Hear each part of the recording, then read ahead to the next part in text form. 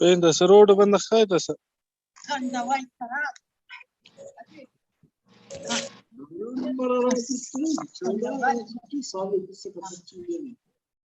चाललंय तसं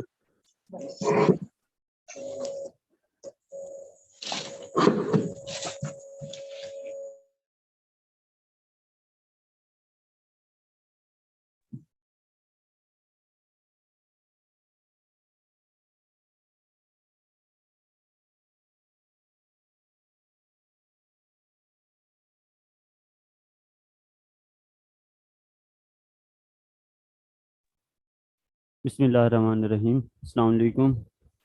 अच्छा, इससे है कि सबसे पहले मुझे काइंडली बता दें कि आवाज़ मेरी क्लियर आ रही है, सब बच्चों को कोई इशू तो नहीं है?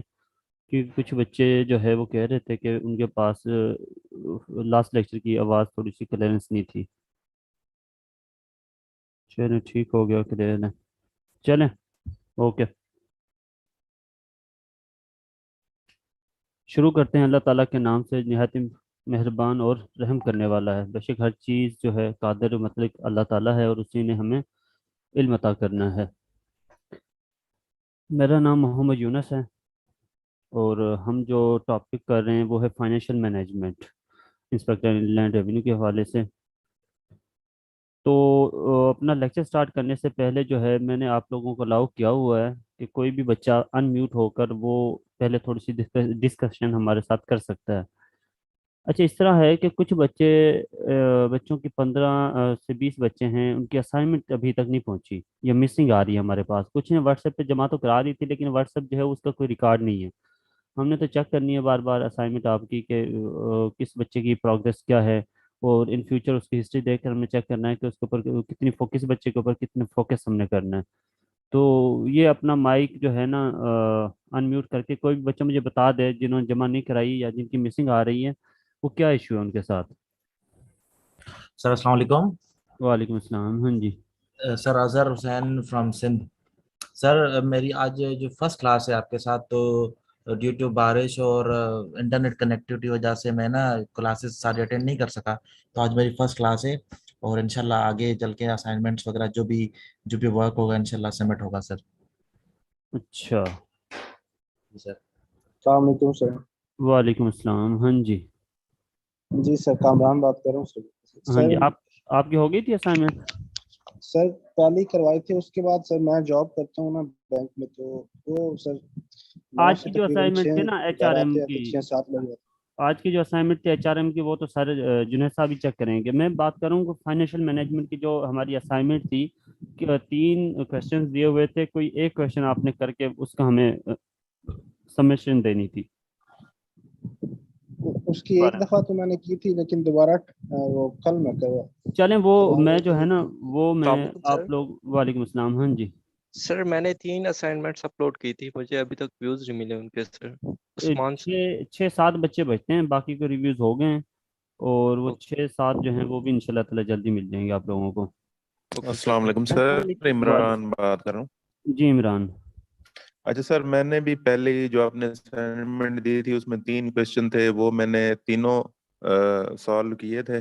और लास्ट असाइनमेंट में एक करनी थी, वो भी मैंने किया था, लेकिन कोई रिजल्ट नहीं आया। वो भी बताया है मैंने कि 5-7 बजते हैं, वो उनके भी आ जाएगा रिजल्ट। तो कुछ मैं भी बिजी था इस वजह से। ठीक तो बाकियों के हो गए थे, 5 या 7 बजते हैं, वो मैं कर दूंगा। कुछ जो थे उन्होंने जमा नहीं कराए, तो वो काइंडली मैं उन्हें दोबारा डेडलाइन दूंगा, उनकी डेट एक्सटेंड कर दूंगा, तो वो असाइनमेंट अपनी जमा करा दें। अगर मैं जिन बच्चों की हिस्ट्री ना मिली या जिन बच्चों ने असाइनमेंट टाइम सबमिशन ना दी, हमें जो है उनके लिंक जो है डाउन करने पड़ेंगे किसी ने अगले नेक्स्ट लेक्चर के लिए। तो वो ख्याल करें, जिसने भी जमा करानी है हैंड रिटन जमा कराए। हैंड रिटन का मकसद पता है, आप लोगों को ही एक्नॉलेज करना होता है कि आप में कितनी एबिलिटी है, कितनी कितनी कैपेबिलिटीज हैं आपके अंदर किसी भी चीज़ को लिखने की। जब तक आप अपने नॉलेज को एक्सप्लोर नहीं करेंगे, आपको रट्टा काम नहीं आना इसमें। ठीक हो गया। अस्सलाम वालेकुम सर। वालेकुम जी सलाम जी हसन। सर मैं हसन बात कर रहा हूँ। हाँ जी। सर मैं भी जैसे कि पहले भाई कह रहे थे, मैं भी सर बैंक में जॉब करता हूँ। हम्म तो मैं सर वापसी होती है तकरीबन 6 बजे के बाद ही। हम्म तो बैंक जॉब सर आपको आइडिया होगा कि कितनी मसरूफ होती है। सर मैं वैसे अपने नोट्स, रफ नोट्स जो आपके, जैसे आपका लेक्चर जो है मैं रिवाइज करता हूँ सर, लाजमी हम्म सुनता हूँ दूसरी दफ़ा। हम्म तो उसके पॉइंट्स वगैरह और लेक्चर वगैरह जो ना रफली वो मैंने नोट करके रखे हुए हैं। लेकिन जैसे जो हमारे जो दोस्तों ने नीट और इतनी अच्छी असाइनमेंट्स बनाई है, वैसे करना थोड़ा हम्म। मुश्किल होगा। वैसे अगर आप कहें तो जो नोट्स और रफली मैं अपने नोट्स बना रहा हूँ, वो सर मैं आपको जो है वो वो प्राइवेट जो है अपलोड दिखा सकता हूँ सर। अपलोड अपलोड लाजमी कर दिया करें। अच्छा पता है क्या है, नोट से एक सेपरेट चीज़ है। अगर आप असाइनमेंट अपनी जमा कराएंगे ना, असाइनमेंट में आपको अपनी कोताही नजर आती है। जब आपका ट्यूटर जो है वो आपको बता रहा होता है कि इसमें ये मसला है, इसमें ये मसला है, तो सही जाहिर है फिर वो आपको एक आइडिया हो जाता है कि मैं कहाँ पे रॉन्ग हूँ, कहाँ पे ठीक हूँ। कुछ बच्चों ने सही है। एक्सेप्शनली बड़ी अच्छी असाइनमेंट जमा कराई है, कुछ बच्चों के कुछ कम कुछ मसले मसाइल हैं, उन्हें हमने असेसमेंट किया है, रिव्यूज दिए हैं, वो अब अच्छी सही। करेंगे, बेहतर करेंगे। क्योंकि ये सवाल तो है ना लिखाई का। आपने जी जो बिल्कुल। अच्छा लिखेगा वो अच्छे नंबर लेगा, जो थोड़ा सा लो में लिखेगा उसे लो मार्क्स मिलेंगे। तो बिल्कुल खेल सर। सर सारा मैं है ये आपकी अंडरस्टैंडिंग का। मैं समझ सकता हूँ आपका मतलब, जो जो भी आप कहना चाह रहे हैं मैं समझ सकता हूँ। लेकिन सर मैं कोशिश करूंगा सर कि वही जो मैं अपने नोट्स कर बना रहा हूँ सर, उनको मैं अच्छी और क्लीन तरीके से जो है वो बना के सबमिट करूँ। लेकिन सर वो जो जैसे हेडिंग्स जो और डिफरेंट पेन से लिखना सर, वो ज़रा मेरे लिए मुश्किल होगा। लेकिन ये है कि सर मैं उनको बड़े अच्छे तरीके और नीट तरीके से बना के सर सबमिट कर दूंगा सर। ये जो असाइनमेंट थी ना, ये थ्योरेटिकल बेस थी हमारी पीछे वाली। आगे जो असाइनमेंट आएंगी वो मोस्टली छोटी असाइनमेंट्स होंगी और ज़्यादा मतलब कि मिक्सअप होंगी असाइनमेंट वो।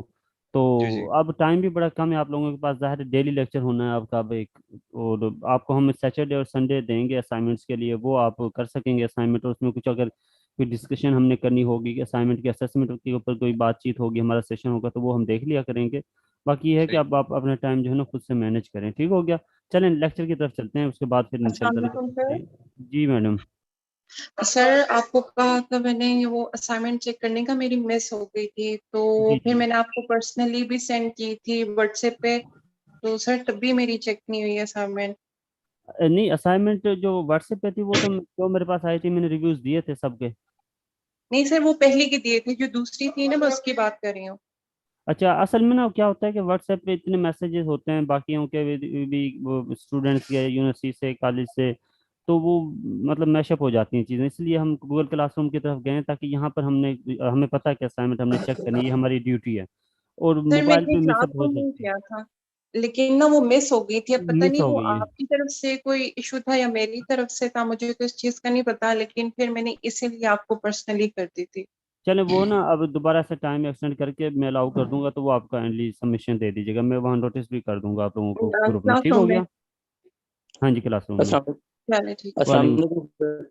हाँ जी। सर जी मोहम्मद इमरान बात कर रहा हूँ। सर जी वो पहली असाइनमेंट भी मैंने सेंड की थी, दूसरी ये जो 3 सवाल वाले थे ये मैं अभी अपलोड करनी है, मैं कर नहीं सका था, थोड़ा हम्म। ऑफिस में बिजी की वजह था। तो सर पहले वाले की भी अभी कोई वो रिप्लाई नहीं आया था सर। आपने क्लासरूम पे जमा कराई थी पहले वाली? जी सर, क्लासरूम पे। ओके, गूगल क्लासरूम में कराइए। तो वहाँ पर मेरे पास तो बच्चे सिर्फ 6-7 आ रहे हैं, तो बाकी कुछ बच्चे ऐसे हैं जो कह रहे हैं कि हमने जमा कराई थी लेकिन उनकी मिसिंग आ रही है। या तो उनसे अपलोड सही नहीं हुई, या कोई इशू हुआ ज़रूर है जो मतलब कि वहाँ पे सर शो मैंने नहीं। दो दो दफा अपलोड की थी सर। Excuse me sir. जी सर। अस्सलाम सर। वालेकुम सलाम जी आमिर। सर वो पहली वाली जो थी ना सर, तब आपने क्लासरूम वाले ऐप आपने हमें डाउनलोड करने को नहीं कहा था। हम्म। हाँ, पहली वाली दूसरी की बात कर रहा हूँ मैं भी। जी जी, वो मैंने भी आपको सबमिट करवा दिया था सर। अच्छा चलें। मेरा हुआ सबमिट आपको सर? हाँ, आपका तो हुआ है मेरे ख्याल से। मैंने आपको तो व्हाट्सएप पे भी मैसेज किया था आपके जी जी असिस्टेंट को। आपने, जी सर। चले, थैंक यू सर। चलें चलें, ठीक है, लेक्चर की तरफ चलते हैं, बाकी बाद में हो ओके जाएगी सर। क्योंकि टाइम जा रहा है, कुछ बच्चों को ज़ाहिर इश्यूज होते हैं। सही सर। हाँ,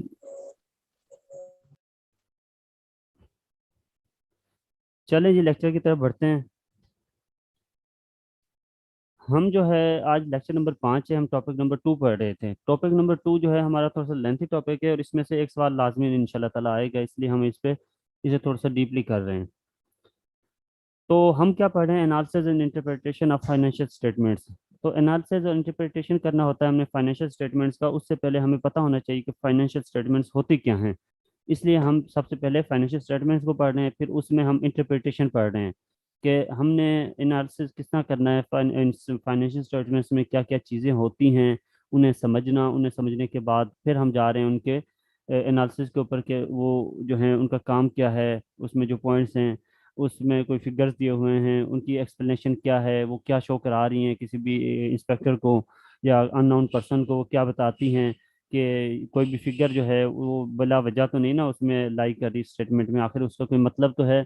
और फाइनेंशियल स्टेटमेंट्स क्यों बनाए जाते हैं, क्योंकि एक्सटर्नल पार्टीज जो होते हैं उन्हें शो ऑफ कराने के लिए कि हमारा बिजनेस यहाँ पे स्टैंड कर रहा है, हमारा बिजनेस ये काम कर रहा है, हम इतने प्रॉफिट में हैं, हमारा मार्केट शेयर इतना है, तो आप भी आए इन्वेस्ट करें।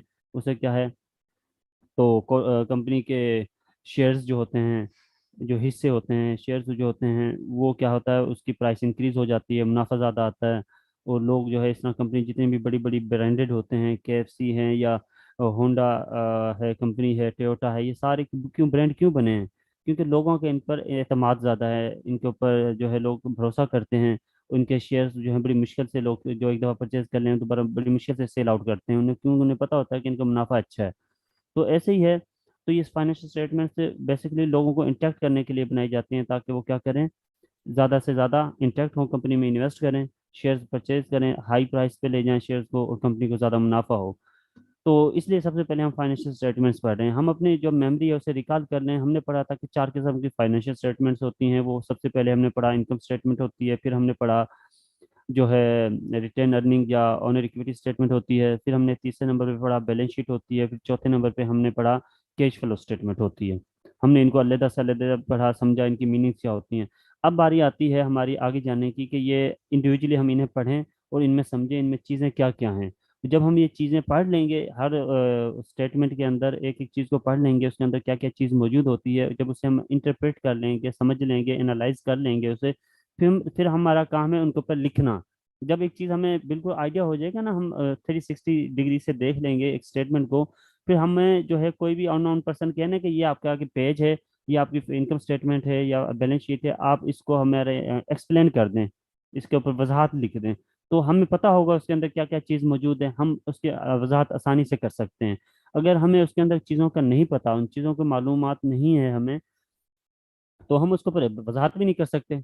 वजाहत हमने क्या करनी है जब हमें चीज़ों की मालूम नहीं है। तो इसलिए हमें सबसे पहले हमारा जो टाइम लग रहा है इसके ऊपर, फाइनेंशियल स्टेटमेंट्स को समझने के ऊपर, इसके बाद लास्ट टॉपिक जो होगा वो एनालिसिस एंड इंटरप्रिटेशन होगा। वो बहुत ही ईजी हो जाएगा, वो एक दिन का लेक्चर इनफ है उसके लिए।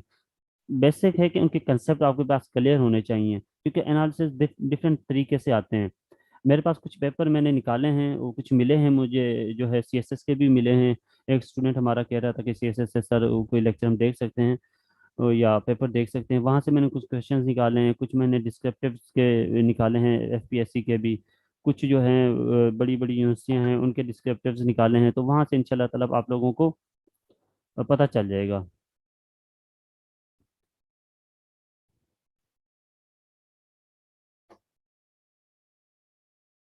रिकॉर्डिंग ऑन है, क्योंकि ये हमने लिंक इसका क्रिएट किया हुआ है, वही हम रिकॉर्ड कर रहे हैं इसको। इसकी ज़रूरत नहीं थी वैसे, लेकिन वही रिकॉर्डिंग काफ़ी थी। चलें आगे चलते हैं। तो हमने सबसे पहले फाइनेंशियल स्टेटमेंट्स को पढ़ा, जिन्हें हमने कहा कि ये मालियाती गोशवारे होते हैं, या फाइनेंशियल स्टेटमेंट्स क्या होती हैं, ऐसी स्टेटमेंट्स होती हैं जिसमें बिजनेस की एक्टिविटीज़ लिखी जाती हैं, बिजनेस के सारा रिकॉर्ड जो लिखा जाता है वो इन फाइनेंशियल स्टेटमेंट्स में उसकी समरी बनाई जाती है। हमने पढ़ा था कि जो भी रिकॉर्ड होता है उसके लिए मुख्तलिफ डॉक्यूमेंट्स इस्तेमाल होते हैं। वो डॉक्यूमेंट्स के ऊपर हम रिकॉर्ड लिखते रहते हैं और साल के आखिर में आकर हम 4 किस्म की, कोई भी बिजनेस जो है वो स्टेटमेंट्स बनाता है, डॉक्यूमेंट्स बनाता है, और वो क्या करता है, एक समरी बना देता है लोगों के लिए, इदारों के लिए, ताकि वो उसे समझ सकें और कह सकें कि हाँ जी, इस इन्होंने कोई फ्रॉड नहीं किया और इनका कारोबार जो है बहुत अच्छा चल रहा है। और उसमें वो क्यों, उसका दूसरा मकसद ये भी हो सकता है कि लोगों को बताने के लिए कि हमारी फाइनेंशियल पोजीशन क्या है, हमारी मालियाती पोजीशन क्या है, या हमने कितना मुनाफा कमाया है, कितना नुकसान कमाया है। उस सब को बताने के लिए जो समरी डॉक्यूमेंट्स बनते हैं उन्हें हम फाइनेंशियल स्टेटमेंट्स भी कहते हैं। और ये आईएसबी जो है वो हो गए, या अमेरिकन गैप्स हो गए, या दूसरे जो बड़े बड़े पॉलिसीज हैं या बड़े बड़े कानून हैं, वो भी जो है लागू करते हैं कंपनीज पर कि वो क्या करें, ये डॉक्यूमेंट्स बनाएं लाजमन, और ये शो ऑफ भी करें। ये जितनी भी लिस्टेड कंपनीज होती हैं वो बाकायदा सिक्योरिटीज एक्सचेंज कमीशन जो है वहां पर भी शो करते हैं अपने डॉक्यूमेंट्स, ये है उन पर लाजम होता है। तो हमने क्या पढ़ा था कि मालियाती गोशवारे या फाइनेंशियल स्टेटमेंट्स क्या होती हैं, वो रिपोर्ट्स या डॉक्यूमेंट्स होती हैं जिनमें फाइनेंशियल एक्टिविटीज़ या परफॉर्मेंस जो है कंपनी की वो शो कराई जाती है। ठीक हो गया, ये हमने बिल्कुल पढ़ा था।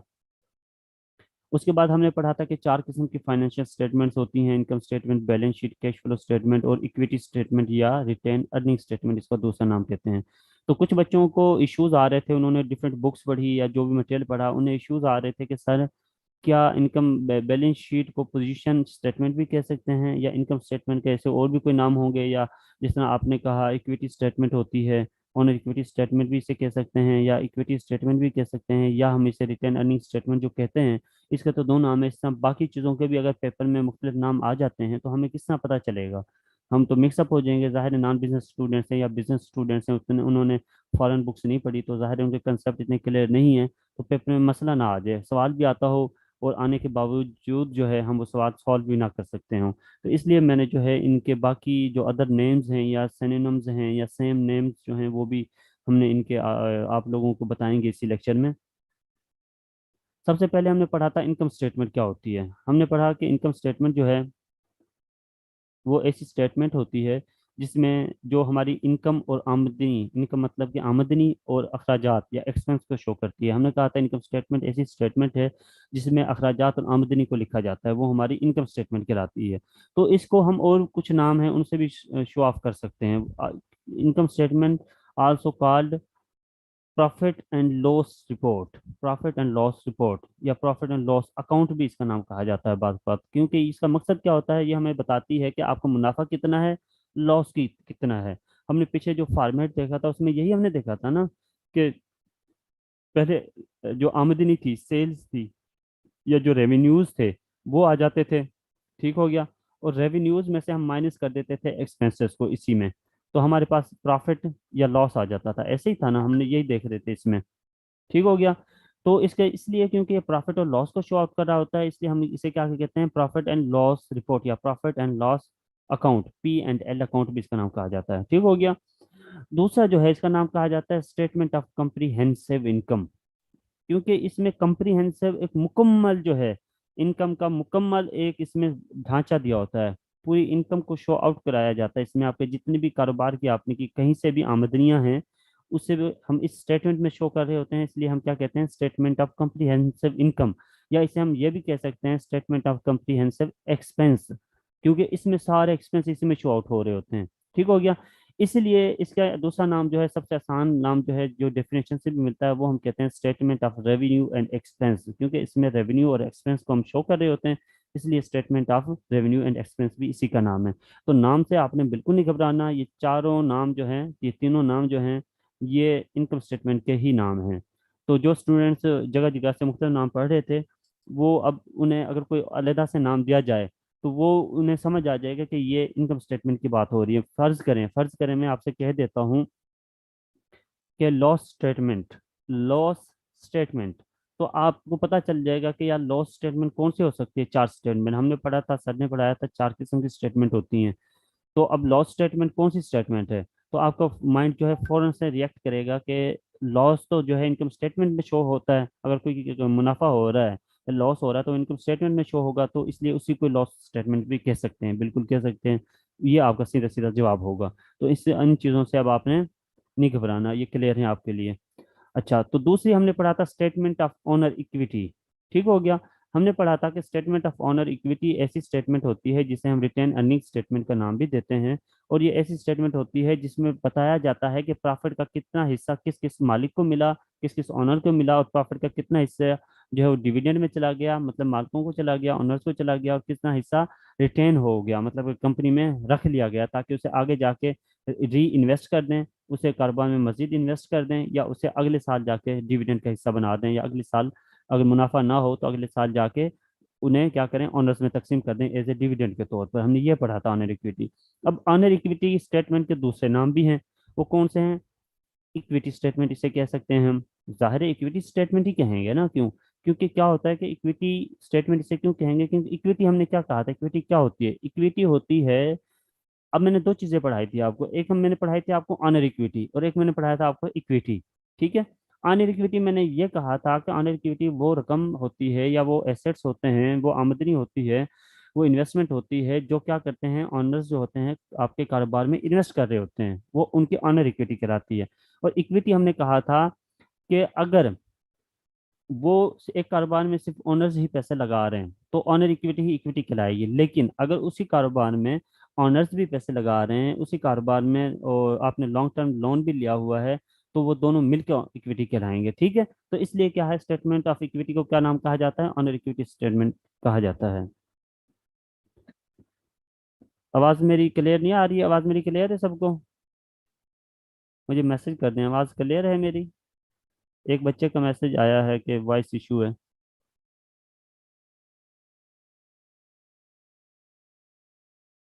ठीक है आवाज। अच्छा, कोई एक आध बच्चा है वो कहता है कि आवाज़ का इशू है, बाकी कह रहे होते हैं आवाज़ क्लियर है। तो ये जो है क्या है, कोई चेक करें आप अपने पास, कोई इशू है? मेरा वॉल्यूम तो ठीक है यहाँ से। अच्छा ठीक है। इंटरनेट का इशू मेरे पास तो नहीं मुझे लग रहा, शायद आप लोगों के पास हो तो। मुझे नहीं इस बात का।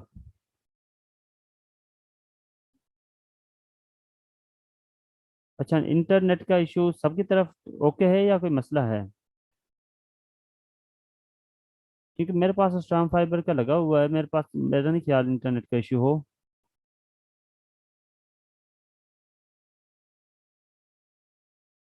तो ये जो कैंडिडेट्स हैं शायद उनका कोई इशू आ रहा हो, तो वो देख लें अपने अपने इंटरनेट को दोबारा से कनेक्ट करके रिज्वाइन कर लें, शायद वहाँ से इशू हो।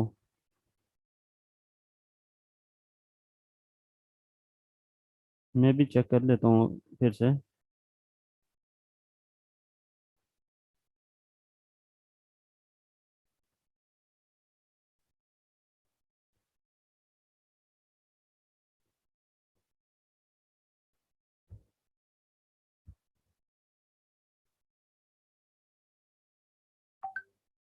क्लियर है अब आवाज़? अब चेक कर लें ज़रा एक दफ़ा फिर से। अब चेक कर लें आवाज़ अब क्लियर हो गई है। अच्छा, ये जिन स्टूडेंट्स के पास कोई मसला आ रहा है ना, उनके पास कोई इशू होगा नेटवर्क का या नेट का। मेरे पास क्लियर है आवाज़, मैंने चेक किया, टेस्ट किया, अब ओके है।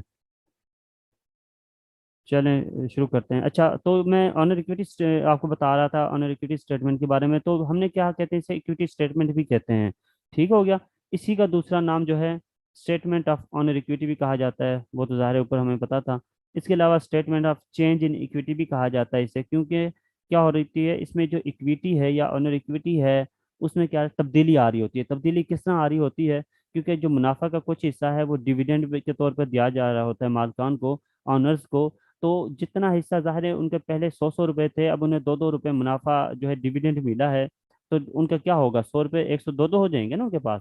तो क्या है कि उनकी जो इक्विटी है वो चेंज हो रही है। या ऐसा होता है कि मालिकों को जो है ओनर्स को डिविडेंड जो दिया है वो डिविडेंड दिया है मुनाफे से, और जो लॉन्ग टर्म डेट्स थे हमारे पास उन्हें हमने क्या दिया, इंटरेस्ट दिया है। तो क्या है, तो इक्विटी जो थी उसमें दो चीज़ें आ गई, डिविडेंड भी आ गया और उसमें इंटरेस्ट भी आ गया। डिविडेंड जो है ओनर्स को दिया गया था और इंटरेस्ट जो है लॉन्ग टर्म डेट्स को दिया गया था। ठीक हो गया। इसका change statement of retained earning भी इसे इसी को कहा जाता है। ठीक हो गया। तो यही चार नाम है, 3 या 4 नाम है, इस नामों के अलावा और कोई नाम नहीं है ऑनर इक्विटी का या इनकम स्टेटमेंट का, इनके अलावा और कोई नाम ऐसा नहीं है। ठीक हो गया। चलें। अच्छा,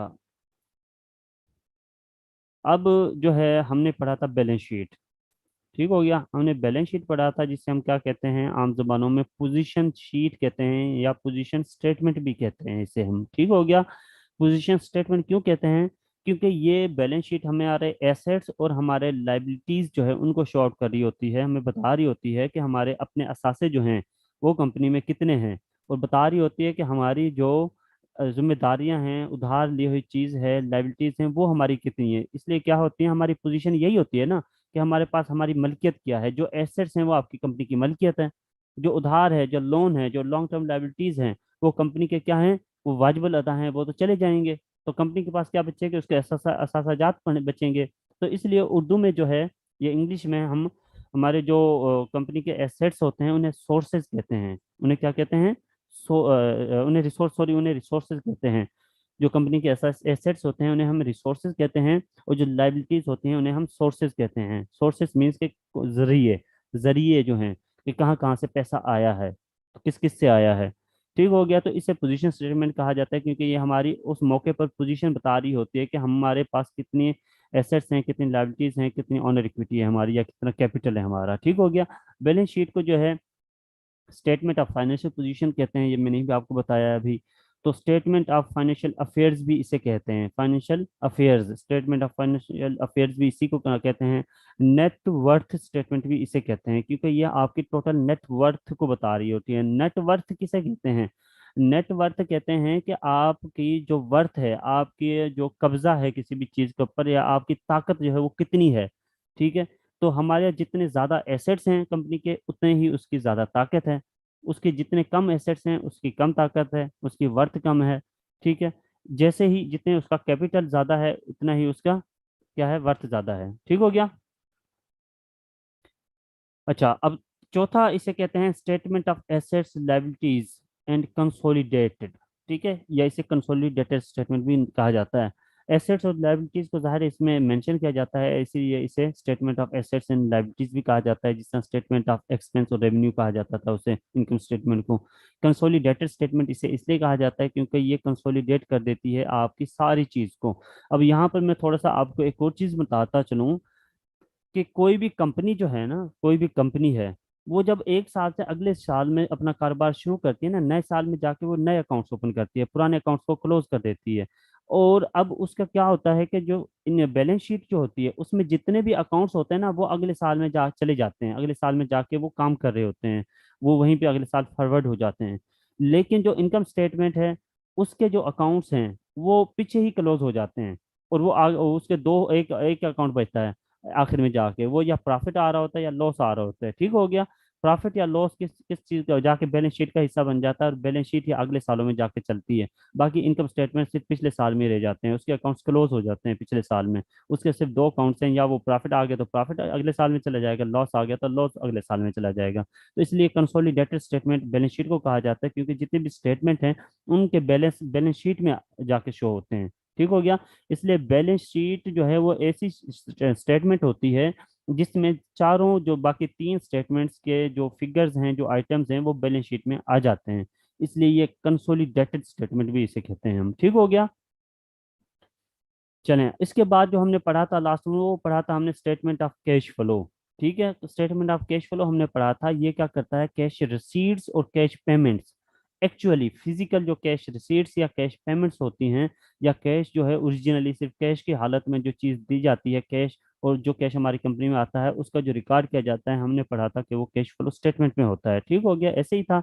अच्छा, तो इसके दूसरे नाम क्या हो सकते हैं, कैश फ्लो रिपोर्ट इसका दूसरा नाम हो सकता है। इसको तीसरी नाम जो है उसे कहते हैं statement of cash receipts and payments. जाहिर है इसमें कैश रिसीट्स और पेमेंट्स का जिक्र आता है, इसलिए हम इसे क्या कहते हैं, कैश रिसीट्स एंड पेमेंट्स भी इसी का नाम कहते हैं, ठीक हो गया। ये तो वो नाम थे, सिनोनिम्स थे इनके, या सेम नेम्स थे। तो जो डिफरेंट बुक्स में आप पढ़ेंगे भी, या आप लिख भी सकते हैं कहीं पर भी, ताकि एक सवाल में जो है एक नई चीज़ देखने को मिले, आपके सवाल में एक ट्विस्ट आए, सवाल आपका जो है डायनामिक हो, उसमें हर चीज़ शामिल होनी चाहिए। तो आप ये कोई भी नाम जो है इस्तेमाल कर सकते हैं अपने इनके लिए, इन रिपोर्ट्स के लिए, ठीक हो गया। या सवाल में वो आपसे पूछ सकता है कि वो आपको क्या करेगा कि बैलेंस शीट के वो आपको ना 15 या 20 आइटम्स दे देगा, 15-20 आइटम्स जो देगा वो बैलेंस शीट के, तो वो आपसे कह देगा नेट वर्थ स्टेटमेंट बनाएं। वो आपसे क्या कहेगा, एक नेट वर्थ स्टेटमेंट बनाएं। तो वहां पे आपने कंफ्यूज नहीं होना कि नेट वर्थ स्टेटमेंट क्या है। आपके पास आपको बनानी आती है, आपको फॉर्मेट बताया है, हमने सिखाया है कि उसमें किस साइड पे, उसमें जो है राइट साइड पे एसेट्स आएंगे, लेफ्ट साइड पे लायबिलिटीज एंड कैपिटल आएगा, हमने आपको बताया है। ठीक है, उसमें जो चीज़ अगर वो आपको कैपिटल दे देता है वो कहाँ पे आएगा, लायबिलिटीज देता है तो वो कहाँ पे आएंगी, करंट लायबिलिटीज देता है तो वो कहाँ पे आएंगी। तो वो सारा हमने आपको बताया था, लेकिन आगे इन डिटेल में भी हम पढ़ने जा रहे हैं। तो नेट वर्थ स्टेटमेंट से आपने घबराना नहीं है, आपको पहले पता है कि बैलेंस शीट का दूसरा नाम है ये। ठीक हो गया, ये चीज़ें लाजमी आपको क्लियर होनी चाहिए थी, तो इसलिए आपको पता है इन चीज़ों का। चलें आगे चलते हैं। तो अब जो 4 स्टेटमेंट्स हमने पढ़ी थी, ठीक हो गया, वो तो हमने उनका एक ओवरव्यू लिया था पहले कि पता चल जाए हमें क्या क्या चीज़ हैं ये स्टेटमेंट्स।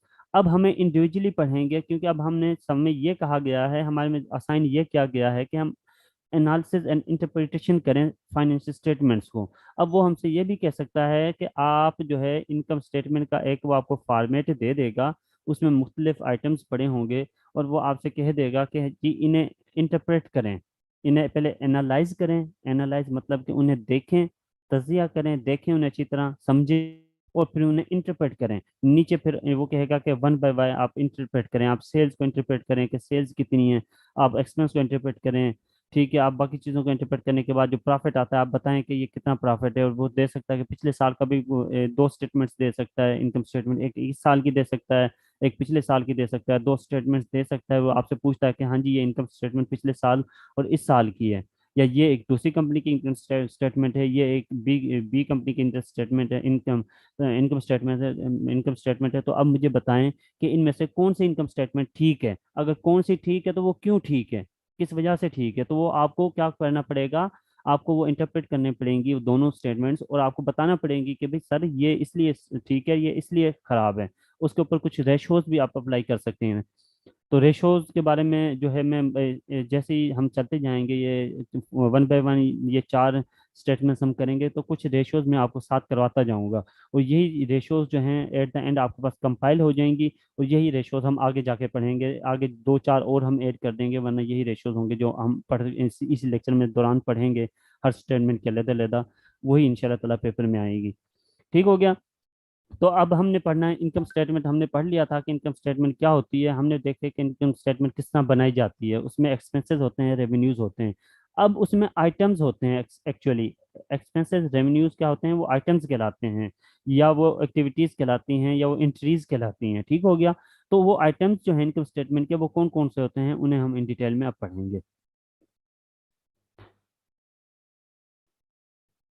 तो आइटम्स कौन कौन से हैं इनको, इसके सबसे पहले है जो हमने देखा था फॉर्मेट, हमने देखा था, सबको याद होगा, अपने माइंड को अगर रिकॉल करें तो हमने एक फॉर्मेट देखा था इनकम स्टेटमेंट का। उसमें सबसे पहले सेल्स थी, तो मैंने कहा था कि सेल्स को रेवेन्यू भी कहा जाता है, रेवेन्यूज भी कहा जाता है। ठीक है, मैंने ऐसे ही समझाया था। आपकी कंपनी जो सेल आउट कर रही होती है, जो चीज़ दे रही होती है, या प्रोडक्ट एक्सचेंज कर रही होती है पैसों के बदले, तो या कोई सर्विसेज दे रही होती है, या कोई डिलीवरी दे रही होती है मनी के बदले, तो उसे हमने कहा था कि वो सेल्स होती है। वही चीज़ यहाँ पे है, sales refer to exchange of product, किसी भी चीज की क्या है, ये एक्सचेंज है। ठीक हो गया,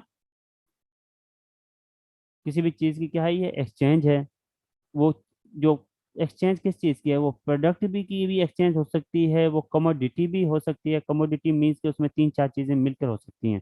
वो सर्विसेज भी हो सकती है आपकी, कि आप क्या हैं, आप कंप्यूटर ऑपरेटर हैं, आपकी आपको चीज़ें जो है कोई लिखनी आती हैं, आपको ड्राफ्टिंग आती है, आपको ठीक है लेटरिंग आती है, सब चीज़ आती है। कोई आपको हायर कर लेता है कि जनाब आप हमें 2 दिन की सर्विसेज दें, हम आपको इतनी पेमेंट करेंगे। तो आप पेमेंट के अवज कर रहे हैं, या किसी और चीज़ के अवज कर रहे हैं आप ये, तो ये एक्सचेंज है आपकी सर्विसेज का। या डिलीवरी जो है उसकी एक्सचेंज है मनी के अवज। तो क्या है कि सेल क्या होता है, ये exchange of product commodity services और डिलीवरी होती है, जो क्या होता है रुपए पैसों के बदले की जाती है। ठीक हो गया। Revenue generated from the sales of goods and services, बिल्कुल सही बात है। अब रेवेन्यू क्यों, सेल्स रेवेन्यू को ही सेल्स का नाम क्यों कहा जाता है, क्योंकि एक्चुअली जब हम सेल्स कर रहे होते हैं तो हमें आमदनी आती है, आमदनी आती है ना। अगर हमने सेल आउट की है 1 लाख रुपए की, तो कोई हमसे पूछता है कि जनाब आपकी आज की आमदनी कितनी है, तो हम कहेंगे जनाब 1 लाख की, तो वो आपसे पूछता है आपकी सेल कितनी है, हम कहेंगे कि 1 लाख की। तो क्योंकि फर्क नहीं है, जितनी सेल है उतनी आमदनी है, तो इसलिए इन्हें इंटरचेंज के तौर पर बोला जाता है कि सेल्स को ही रेवेन्यू कहते हैं। तो revenue generated from sales of goods and services, ठीक हो गया। अच्छा चलें, दूसरे नंबर पे हमने पढ़ा था cost of good sale, cost of good sold या कॉस्ट ऑफ गुड सेल्स, इसे हमने कहा था, इसे सीजीएस भी कहते हैं, ठीक हो गया। अब कॉस्ट ऑफ गुड सेल्स होता क्या है? कॉस्ट ऑफ गुड सोल्ड ऐसा होता है, हमने पढ़ा था कि वो किसी भी चीज़ जो होती है जिसे हम सेल कर रहे होते हैं, उसको बेचने, जब हम बेचते हैं या कोई चीज़ बनाते हैं, उसके बैक एंड पे कुछ मटेरियल भी लग रहा होता है इस चीज़ को बनाने के लिए, या कुछ एक्सपेंस हो रहे होते हैं जो उस चीज़ को बनाने पर लगते हैं, तो वो क्या होते हैं हमारे, वो हमारे क्या होते हैं, वो अखराजात होते हैं। वो जो अखराजात हो रहे थे ना किसी भी चीज़ को बनाने के लिए, सिर्फ बनाने के लिए और उसको कंपाइल करने के लिए जो अखराजात हो रहे थे, वो हमारे क्या होते हैं, कॉस्ट ऑफ गुड सोल्ड होता है। मतलब कि जो गुड सोल्ड, ये कहाँ से निकला है, गुड सोल्ड, मतलब कि कॉस्ट ऑफ गुड सोल्ड, जो गुड सोल्ड, जो चीज़ें आपने गुड्स सेल की हैं, ठीक है, उनकी कॉस्ट को क्या कहेंगे, कॉस्ट ऑफ गुड सोल्ड कहेंगे। तो अब कोई चीज़ है, अब आपने क्या कहा, आपने एक चेयर्स बनाई है, कुर्सी बनाई, आपने चेयर्स बनाई, उसमें से आपने एक जो कुर्सी बनाई है, कुर्सी में अब 2 किस्म की कास्ट इन्वॉल्व होती है, वो डायरेक्ट कास्ट भी हो सकती है, वो इनडायरेक्ट कास्ट भी हो सकती है, ठीक हो गया। अब उसमें डायरेक्ट कास्ट और इनडायरेक्ट कास्ट किस तरह है, कि डायरेक्ट कास्ट ऐसी कास्ट होती है जो डायरेक्टली उस चीज को बनाने में मददगार साबित होती है, या जो मेन पार्ट होता है उस चीज का। मिसाल के तौर पर कुर्सी का मेन पार्ट क्या है, लकड़ी है ना, लकड़ी क्या है, उसकी डायरेक्ट कास्ट है, ठीक है। अब आप देखते हैं डायरेक्ट कास्ट ऐसी कास्ट होती है जो वाजे नजर आ रही होती है, लेकिन इनडायरेक्ट कास्ट ऐसी कास्ट होती है जो उस चीज में इस्तेमाल तो हो रही होती है लेकिन वो वाजे नजर नहीं आ रही होती है। एक कुर्सी है, उसमें कील भी लगे होते हैं, आप देखते हैं कुर्सी को कील आपको नजर नहीं आते, ठीक है, उसमें गोंद वगैरह लगती है, एल्फी जिसे हम कहते हैं, वो लगती है ना उसमें, गिलो वगैरह, वो हमें नजर नहीं आती, वो क्या होती है, वो इनडायरेक्ट कास्ट होती है। या जिस कमरे में बैठ कर आप कुर्सी बना रहे हैं, ठीक है, तो कुर्सी में क्या है कि लकड़ी वगैरह लगे, उसमें कपड़ा लगा, उसमें जो बैक पे कोई चीज लगी, स्प्रिंग वगैरह लगे, ठीक है, कुछ उसमें आयरन वगैरह लगा, वो क्या था, वो कुर्सी का डायरेक्ट कास्ट थी। लेकिन साथ ही आपके कमरे की लाइट भी ऑन थी, ठीक है, आपका फैन ऑन था जब आप कुर्सी बना रहे थे, तो वो फैन और लाइट ने क्या वो डायरेक्ट कास्ट कहलाएंगे? नहीं, वो डायरेक्ट कास्ट नहीं कहलाएंगे, क्योंकि वो इनडायरेक्टली आपकी इस कास्ट को सपोर्ट कर रहे हैं, इस चीज को मैन्युफैक्चरिंग में इनडायरेक्टली वो क्या कर रहे हैं, सपोर्ट कर रहे हैं। वो चीज जो डायरेक्टली आपके चीज बनाने को सपोर्ट कर रही होती है वो डायरेक्ट कास्ट कहलाती है, वो चीज जो डायरेक्ट अमल दखल नहीं करती वो इनडायरेक्ट कास्ट कहलाती है, ठीक हो गया। मोटरसाइकिल है, उसके जो भी एक्सपेंस हैं, वो मोटरसाइकिल हम लेते हैं जाके, हमें 1,16,000 की मोटरसाइकिल मिली है, वो क्या है, उसमें 2 किस्म की कास्ट शामिल थी, उसमें डायरेक्ट कास्ट भी शामिल थी, उसमें इनडायरेक्ट कास्ट भी शामिल थी। डायरेक्ट कास्ट उसमें कौन सी थी, उसमें जो आयरन इस्तेमाल इस्तेमाल हुए, जो प्लास्टिक इस्तेमाल हुई है, जो बाकी चीज़ें स्पेयर पार्ट्स इस्तेमाल हुए हैं जो हमें नज़र आ रहे होते हैं। लेकिन उसमें क्या यही चीज़ें शामिल होती हैं? नहीं, उसके पीछे जो है बनाने वाले जो हैं माइंड्स भी शामिल होते हैं, कुछ फैसला करने वाले लोग भी शामिल होते हैं, कुछ मार्केटिंग वाले भी होते हैं जो उसे मार्केट कर रहे होते हैं, कुछ सेल्स पर्सन भी होते हैं जो उसे सेल्स आउट कर रहे होते हैं। तो सेल्स जो है, जो सेल्स पर्सन है वो से क्या लेगा, सैलरी लेगा ना उस चीज को सेल आउट करने की। अब उसने वो चीज तो नहीं बनाई लेकिन उसने मददगार साबित हुई है उस चीज को सेल आउट करने में, तो वो इनडायरेक्ट कास्ट कहलाएगी उसकी, ठीक है। डायरेक्ट कास्ट तो उसका सिर्फ लोहा है, आयरन मतलब के प्लास्टिक, उसमें जो चीज भी है इस्तेमाल हुई, वो डायरेक्ट कास्ट है। तो कॉस्ट ऑफ गुड सोल्ड क्या होती है, ये डायरेक्ट कास्ट होती है या डायरेक्ट एक्सपेंस होते हैं जो किसी भी चीज को बनाने के लिए किए जाते हैं। तो इसके अगर हम डेफिनेशन करते हैं, cost of goods sold is the total of cost used to create a product or service which has been sold। क्या कहता है कि ये टोटल कास्ट होती है कोई भी किसी भी चीज की जो क्या करी, जो कोई भी चीज बनाई जाती है या कोई भी सर्विसेज जो होती हैं जो एक्चुअली सेल्स की जाती हैं, सोल्ड की जाती हैं, उसकी जो एक्चुअल कास्ट है वो क्या कहलाती है, कास्ट ऑफ गुड सोल्ड कहलाती है। अच्छा, इसको हम COGS का नाम भी दे सकते हैं, कॉस्ट ऑफ गुड सोल्ड, ठीक है, या CGS, cost of good sold, कुछ भी कह सकते हैं। अच्छा, ये क्या होता है, include all direct cost incurred to create the product और एक कंपनी ऑफर्स, क्या क्या वही जो मैंने आपको बता दिया, इसमें क्या होती है, टोटल इन डायरेक्ट कास्ट इसमें शामिल होती है, इनडायरेक्ट कास्ट इसमें शामिल नहीं होती। अब सवाल ये पैदा होता है कि सर इनडायरेक्ट कास्ट जो है वो तो शामिल, डायरेक्ट कास्ट तो शामिल हो गई CGS में, तो इनडायरेक्ट कास्ट जो है वो कहाँ पे जाएगी? इनडायरेक्ट कास्ट जो है मैंने आपको पढ़ाया था, जर्नल एडमिनिस्ट्रेशन या सेलिंग एक्सपेंस भी हमने पढ़े होते हैं। हमने पढ़े थे administration expense and selling expense जो होता है वो भी इनकम स्टेटमेंट में होती है। अगर आप रिकॉल करें, जो ग्रास प्रॉफिट आता है, ग्रास प्रॉफिट से जर्नल और एडमिनिस्ट्रेशन एंड सेलिंग या मार्केटिंग एक्सपेंस जो निकालते हैं, वो मार्केटिंग जर्नल या एडमिनिस्ट्रेशन एक्सपेंस जो है उसमें इनडायरेक्ट कास्ट आ रही होती है। जो डायरेक्ट कास्ट आ रही होती है वो डायरेक्ट क्या चली जाती है, सीजीएस में चली जाती है। ठीक हो गया। अब डायरेक्ट कास्ट कौन सी होती है? वो लेबर होता है। जो लेबर जो बना रही होती है उसे, एक्चुअली जो डिजाइन कर रही होती है, बना रही है चीज को, वो लेबर जो है डायरेक्ट कास्ट है, क्योंकि उसके बगैर ये चीज नहीं बन सकती। ठीक हो गया।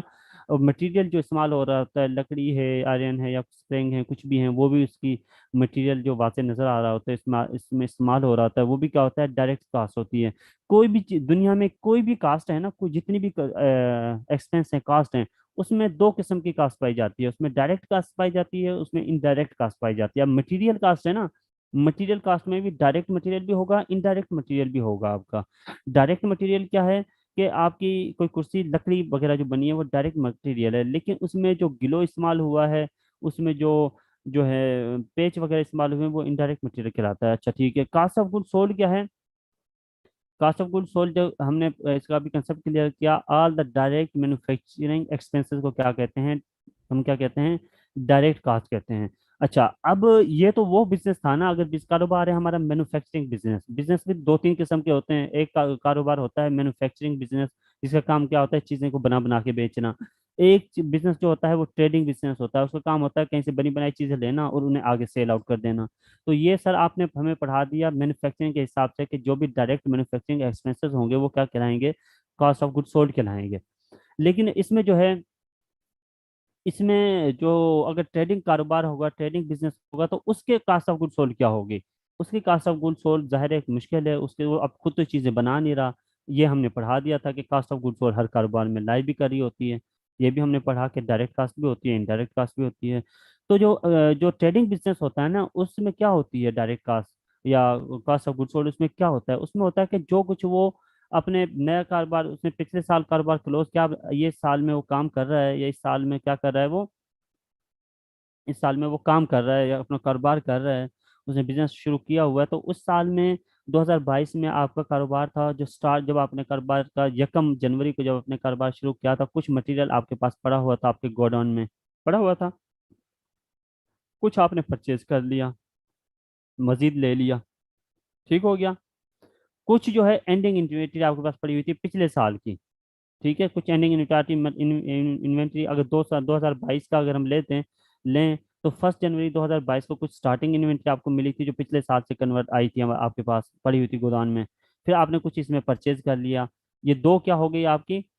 डायरेक्ट कास्ट हो गई। और इसमें से जो आपके साल के आखिर में पड़ी हुई है इन्वेंटरी, तो वो उसमें से अगर माइनस कर दें तो ट्रेडिंग बिजनेस की क्या आ जाती है? सीजीएस आ जाती है, कास्ट ऑफ गुड सोल्ड आ जाती है। मिसाल के तौर पर अगर हम इसे लें, तो आपने 1 जनवरी को कारोबार शुरू किया था और उसमें क्या था कि 100 रुपये का मटेरियल पड़ा हुआ था, और 50 रुपये का आपने मटेरियल और ले लिया। तो आपके पास टोटल मटेरियल कितने का हो गया? टोटल आपके पास मटेरियल हो गया 150 रुपये का। ठीक हो गया। इसमें से अब आपके पास साल क्या, 31 दिसंबर को 100 रुपये का मटेरियल पड़ा हुआ था। तो सीजीएस इस साल का कितना बना आपका? 50 रुपये बना। ठीक हो गया। अब आपको क्लियर हो जाएगा कि सीजीएस जो है मैन्युफैक्चरिंग बिजनेस है, उसमें तो आप निकाल सकते हैं, आपको एक्सपेंस दे दिए जाएंगे कि लकड़ी इतनी की लगी, गिलो इतनी की लगी, लाइटिंग एक्सपेंस इतना हुआ कमरे का, उस कमरे में जो है फैन के बिल इतना आया, स्टेशनरी इतनी इस्तेमाल हुई। तो आपको पता चल जाएगा कि इसमें से कौन सी डायरेक्ट कास्ट है, कौन सी इनडायरेक्ट कास्ट है। इसके अलावा अगर ट्रेडिंग बिजनेस होगा तो वो आपसे कहेगा कि स्टार्टिंग इन्वेंट्री इतनी है, परचेज उसकी इतने हैं, या परचेज उसने नया मटेरियल जो परचेज किया उसे परचेजेस कहते हैं। इसमें परचेजेस में ये बिल्कुल नहीं आएगा कि जो बाकी चीज़ें हैं। परचेजेस में क्या आएगा? जो आपने जिस चीज़ का आप कारोबार कर रहे हैं उसकी परचेजेस। अब क्योंकि मैंने ये जो है, ये जो पॉइंट्स बने होते हैं या डीलर्स होते हैं होंडा बाइक के या टोयोटा वगैरह के, वो क्या कर रहे होते हैं, उन्हें वो चीज़ें खुद तो नहीं ना बनाते, वो बाहर से क्या करते हैं, गाड़ियां लेते हैं और अपने पास लाते हैं और आगे सेल कर देते हैं। तो उनके पास वो क्या करते हैं, वो जो गाड़ियां परचेज कर रहे होते हैं वो उनकी परचेजेस कहलाती हैं। और ज़ाहिर है साल के शुरू में उनके पास कुछ इन्वेंट्री अपनी, कुछ गाड़ियां अपनी खड़ी होती हैं, और साल के आखिर में कुछ गाड़ियां बच जाती हैं, बाकी सारी सेल आउट हो जाती हैं। तो क्या है कि ये इस तरह उसका सीजीएस आ सकेगा, आप उसका सीजीएस आसानी से निकाल सकेंगे। तो हमने पढ़ लिया, सबसे पहले हमने पढ़ा कि सेल्स जो आइटम्स होते हैं इनकम स्टेटमेंट में वो होता है। फिर हमने पढ़ा कि सीजीएस होता है उसका आइटम। अब तीसरे नंबर पे हम पढ़ने जा रहे हैं कि उसमें क्या आ जाता है? ग्रास प्रॉफिट आ जाता है। हमने पढ़ा था कि अगर सेल्स हैं, सेल्स में से क्या करें, माइनस सीजीएस को करें, तो हमारे पास क्या आ जाता है, ग्रॉस प्रॉफिट आ जाता है। ठीक हो गया।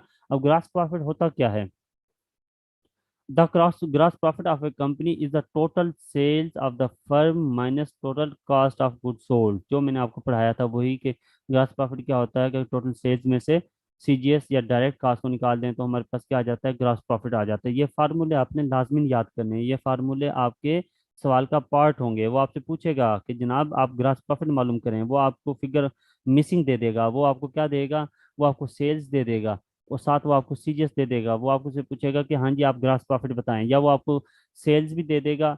ठीक है, वो क्या करेगा, आपको सेल्स भी दे देगा और वो आपको ग्रास प्रॉफिट भी दे देगा, या जीपी जिसे हम कहते हैं, ग्रास प्रॉफिट को कहते हैं जीपी। और वो आपसे पूछेगा हाँ जी आप बताएं हमें कि इसमें जो है कास्ट ऑफ गुड सोल्ड कितना है।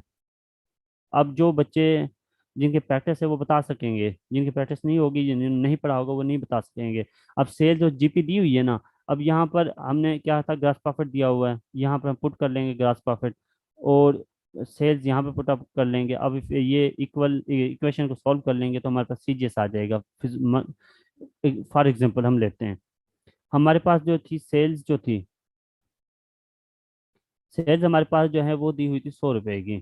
ठीक हो गया। और साथ ही हमारे पास जो है वो जीपी दिया हुआ था, ग्रास प्रॉफिट मार्जिन जिसे हम कहते हैं। ठीक हो गया। अच्छा, ग्रास प्रॉफिट या ग्रास प्रॉफिट मार्जिन एक ही चीज होती है, ग्रास प्रॉफिट या ग्रास प्रॉफिट मार्जिन एक ही चीज होती है, इससे आप लोगों ने वो नहीं करना। अच्छा, जीपी हमारे पास दिया हुआ था 50 रुपए। ठीक है, अब वो हमसे पूछ लेता है हाँ जी आप सीजीएस बताएं, सवाल में क्या बताएं आप, सीजीएस। तो हम भी मालूम कर सकते हैं, फाइंड आउट कर सकते हैं। अगर ये हमें दे दें सवाल तो हम कर सकते हैं। हमारे पास क्या है, ग्रास प्रॉफिट हमारे पास कितना था, 50 रुपए, और सेल्स हमारे पास कितनी थी, 100 रुपए। ठीक है, तो हमने मालूम क्या करना था, सीजीएस। इक्वेशन फाइंड, इक्वेशन डालें इसमें और अपना आपको सवाल क्लियर है। ठीक हो गया। तो ग्रास प्रॉफिट हो गया हमारा, सेल हो गया हमारा, सेल्स हमने पढ़ ली क्या होती है, हम कास्ट ऑफ गुड सोल्ड हमने पढ़ ली क्या होती है, हमने ग्रास प्रॉफिट पढ़ लिया अब क्या होता है। तो अब हमारा जो अगला है वो है ऑपरेटिंग या ऑपरेशनल एक्सपेंसेस। अब जो पिछला लेक्चर था हम मैंने आपको पढ़ाया था कि उसमें क्या होता है उसमें सेलिंग्स और एडमिनिस्ट्रेटिव एक्सपेंस होते हैं। मैंने आपको पढ़ाया था कि सेल्स होती है, सेल्स में से सीजीएस होता है या कास्ट होते हैं, डायरेक्ट कास्ट होती है, उसे माइनस कर लेते हैं तो हमारे पास ग्रास प्रॉफिट आ जाता है। और ग्रास प्रॉफिट में हम क्या माइनस करते हैं, selling and administrative expense find out minus कर देते हैं तो हमारे पास क्या आ जाता है, नेट प्रॉफिट आ जाता है। मैंने आपको ये बताया था। ठीक हो गया। अब जो एडमिनिस्ट्रेटिव एक्सपेंस और सेलिंग एक्सपेंस हैं उनको मिला के एक नाम बनाया जाता है। वो नाम क्या है, उस नाम को कहते हैं ऑपरेटिंग एक्सपेंस या ऑपरेशनल एक्सपेंस, उसका नाम दिया जाता है। ठीक हो गया। अब जैसे ही मैंने आपको पहले भी बताया था कि डायरेक्ट कास्ट होती है वो सीजीएस में चली जाती है। ठीक हो गया, या वो डायरेक्ट एक्सपेंस कहते हैं, या डायरेक्ट कास्ट होती है जो वो सीजीएस में चली जाती है। जो इनडायरेक्ट एक्सपेंस होते हैं या इनडायरेक्ट कास्ट जो होती है वो कहाँ चली जाती है वो ऑपरेशनल एक्सपेंस में आ जाती है। अब इनडायरेक्ट कास्ट या तो वो एडमिनिस्ट्रेटिव एक्सपेंस जो होंगे वो भी इनडायरेक्ट कास्ट कहलाएगी, सेलिंग एक्सपेंस जो है वो भी इनडायरेक्ट कास्ट कहलाएगी, लेकिन मैन्युफैक्चरिंग एक्सपेंस जो है वो डायरेक्ट कास्ट कहलाएगी क्योंकि वो चीज़ बन रही है उसमें। ठीक हो गया।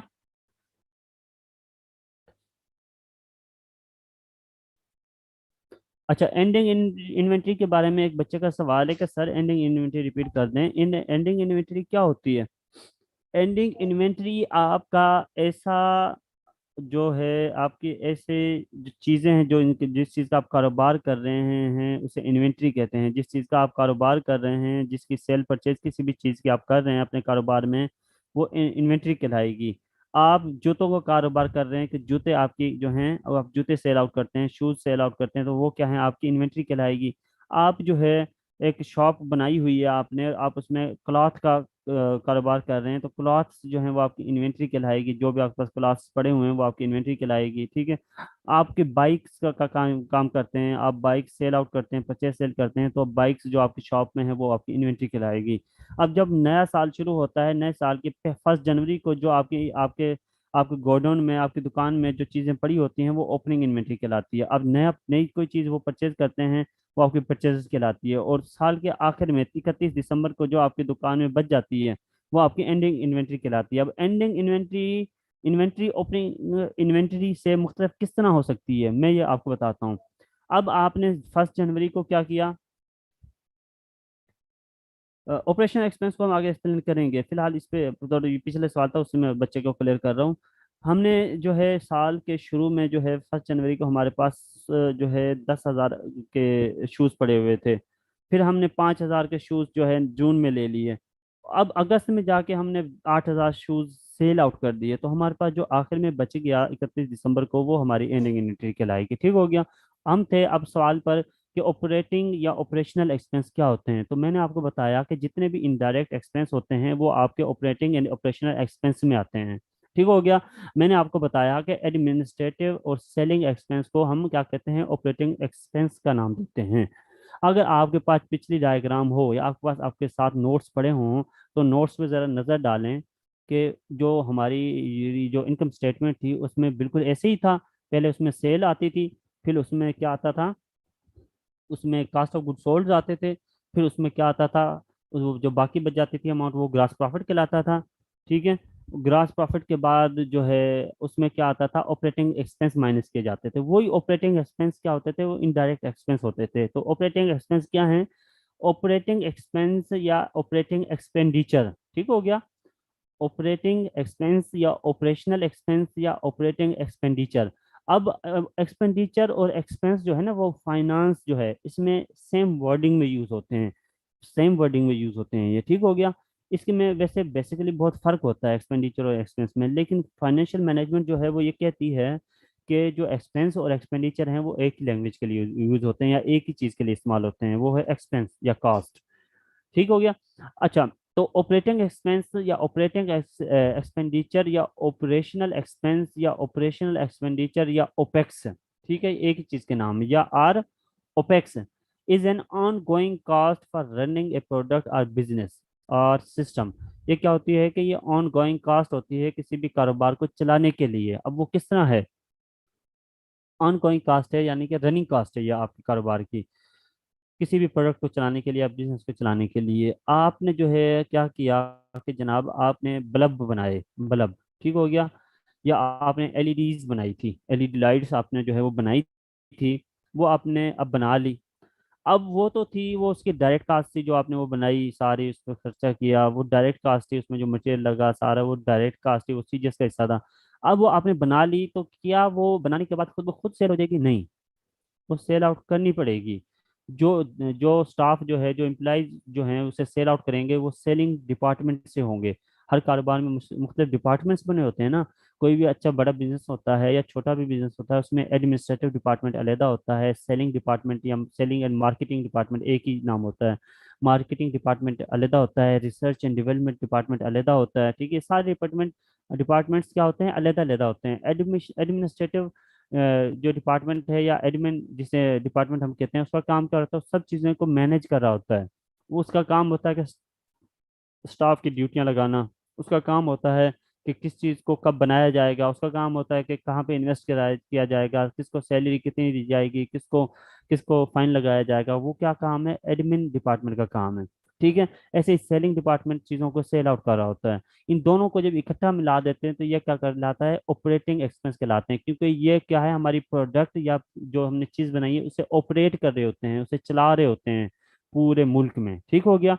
इसलिए इन्हें क्या कहते हैं, इनडायरेक्ट एक्सपेंस का नाम दिया जाता है। ठीक हो गया। इसलिए इन्हें ऑन गोइंग कास्ट भी कहते हैं कि ऑन गोइंग कास्ट है, ये चलती रहनी कास्ट है। मतलब कि आप कभी सेलिंग मार्केटिंग को रोक नहीं सकते, तो इसलिए सेलिंग एक्सपेंस आपके होने ही होने हैं। एडमिनिस्ट्रेटिव एक्सपेंस आपके साल में पूरे साल चलेंगे। आपने एक दफ़ा चीज़ बना ली, उसके ऊपर कास्ट आ गई, आपने चीज़ें बना के अपनी गोडाउन में रख ली हैं चीज़ें, अब शायद आप दोबारा चीज़ ना बनाएं, दोबारा सीजीएस आपकी दोबारा से ना हो, लेकिन आपके एडमिन कास्ट जो है वो पढ़नी ही पढ़नी है, क्योंकि वो तो पूरे साल चलेगी। एडमिन डिपार्टमेंट नहीं है तो कुछ भी नहीं है आपके डिपार्टमेंट का। ठीक है, ऐसे ही है ना। तो क्या है, तो ऑपरेटिंग एक्सपेंस क्या होते हैं, administrative expense plus selling expense, उन दोनों को जब मिला दिया जाता है तो वो आपके क्या बन जाते हैं, ऑपरेटिंग एक्सपेंस बन जाते हैं। अच्छा, अब सेलिंग एक्सपेंस क्या होते हैं, selling expense are the cost associated with distributing marketing and selling a product और सर्विसेज। क्या होता है, सेलिंग कॉस्ट क्या होती है कि आपकी चीज़ को मार्केट जो है, मार्केट में डिस्ट्रीब्यूट करना, उसे बेचना। ठीक है, वो क्या कहलाता है, वो सेलिंग कहलाता है। अब आप में से 50% शायद ऐसे लोग होंगे जिनसे अगर मार्केट की तारीफ पूछ ली जाए ना, तो उन्हें मार्केट की तारीफ ही नहीं पता होगी। ठीक है, या बिजनेस के स्टूडेंट्स भी हों, मैं भी पता हो, लेकिन मोस्टली जो लोगों को जो है उन्हें नहीं पता होता कि सर क्या होता है ये। अच्छा, एक बच्चे ने पूछा एक्सपेंस और एक्सपेंडिचर क्या होता है ये जनाब। बाकी बच्चे भी वो हो जाएंगे, डिस्टर्ब हो जाएंगे, आप मुझे मैसेज करना ले 10 से मैं आपको बता दूंगा इसमें क्या फ़र्क है। बड़ी आसान सी चीज़ है। अच्छा, तो सेलिंग एक्सपेंस क्या है? जो चीज़ को आपके को सेल कर रहे होते हैं या डिस्ट्रीब्यूट कर रहे होते हैं मार्केट में, वो सारे जो एक्सपेंस होते हैं वो क्या कहलाएंगे? या एडवर्टाइजमेंट होती है, सारे एडवर्टाइजमेंट, चीज़ को डिस्ट्रीब्यूट करना, उसे बेचना, सेल करना, वो सारे क्या कहलाएंगे? सेलिंग एक्सपेंस कहलाएंगे। अब मार्केट में पूछा था, मार्केट का लोगों को शायद ना पता हो, मार्केट किसे कहते हैं? अब आप खुद अपने जहन को रिवाइज करें कि मार्केट क्या है। जनाब, मार्केट एक collection of sellers and buyers जो है वो मार्केट कहलाती है। कोई जहाँ वो प्लेस या जो है आमतौर पर जो जहाँ पर बायर्स और सेलर्स इकट्ठे हो जाएं, वो मार्केट कहलाएगी। तो मार्केट किसी खास चीज़ का नाम नहीं है, किसी जगह का नाम नहीं है, किसी आदमी का नाम नहीं है, किसी बिल्डिंग का नाम नहीं है।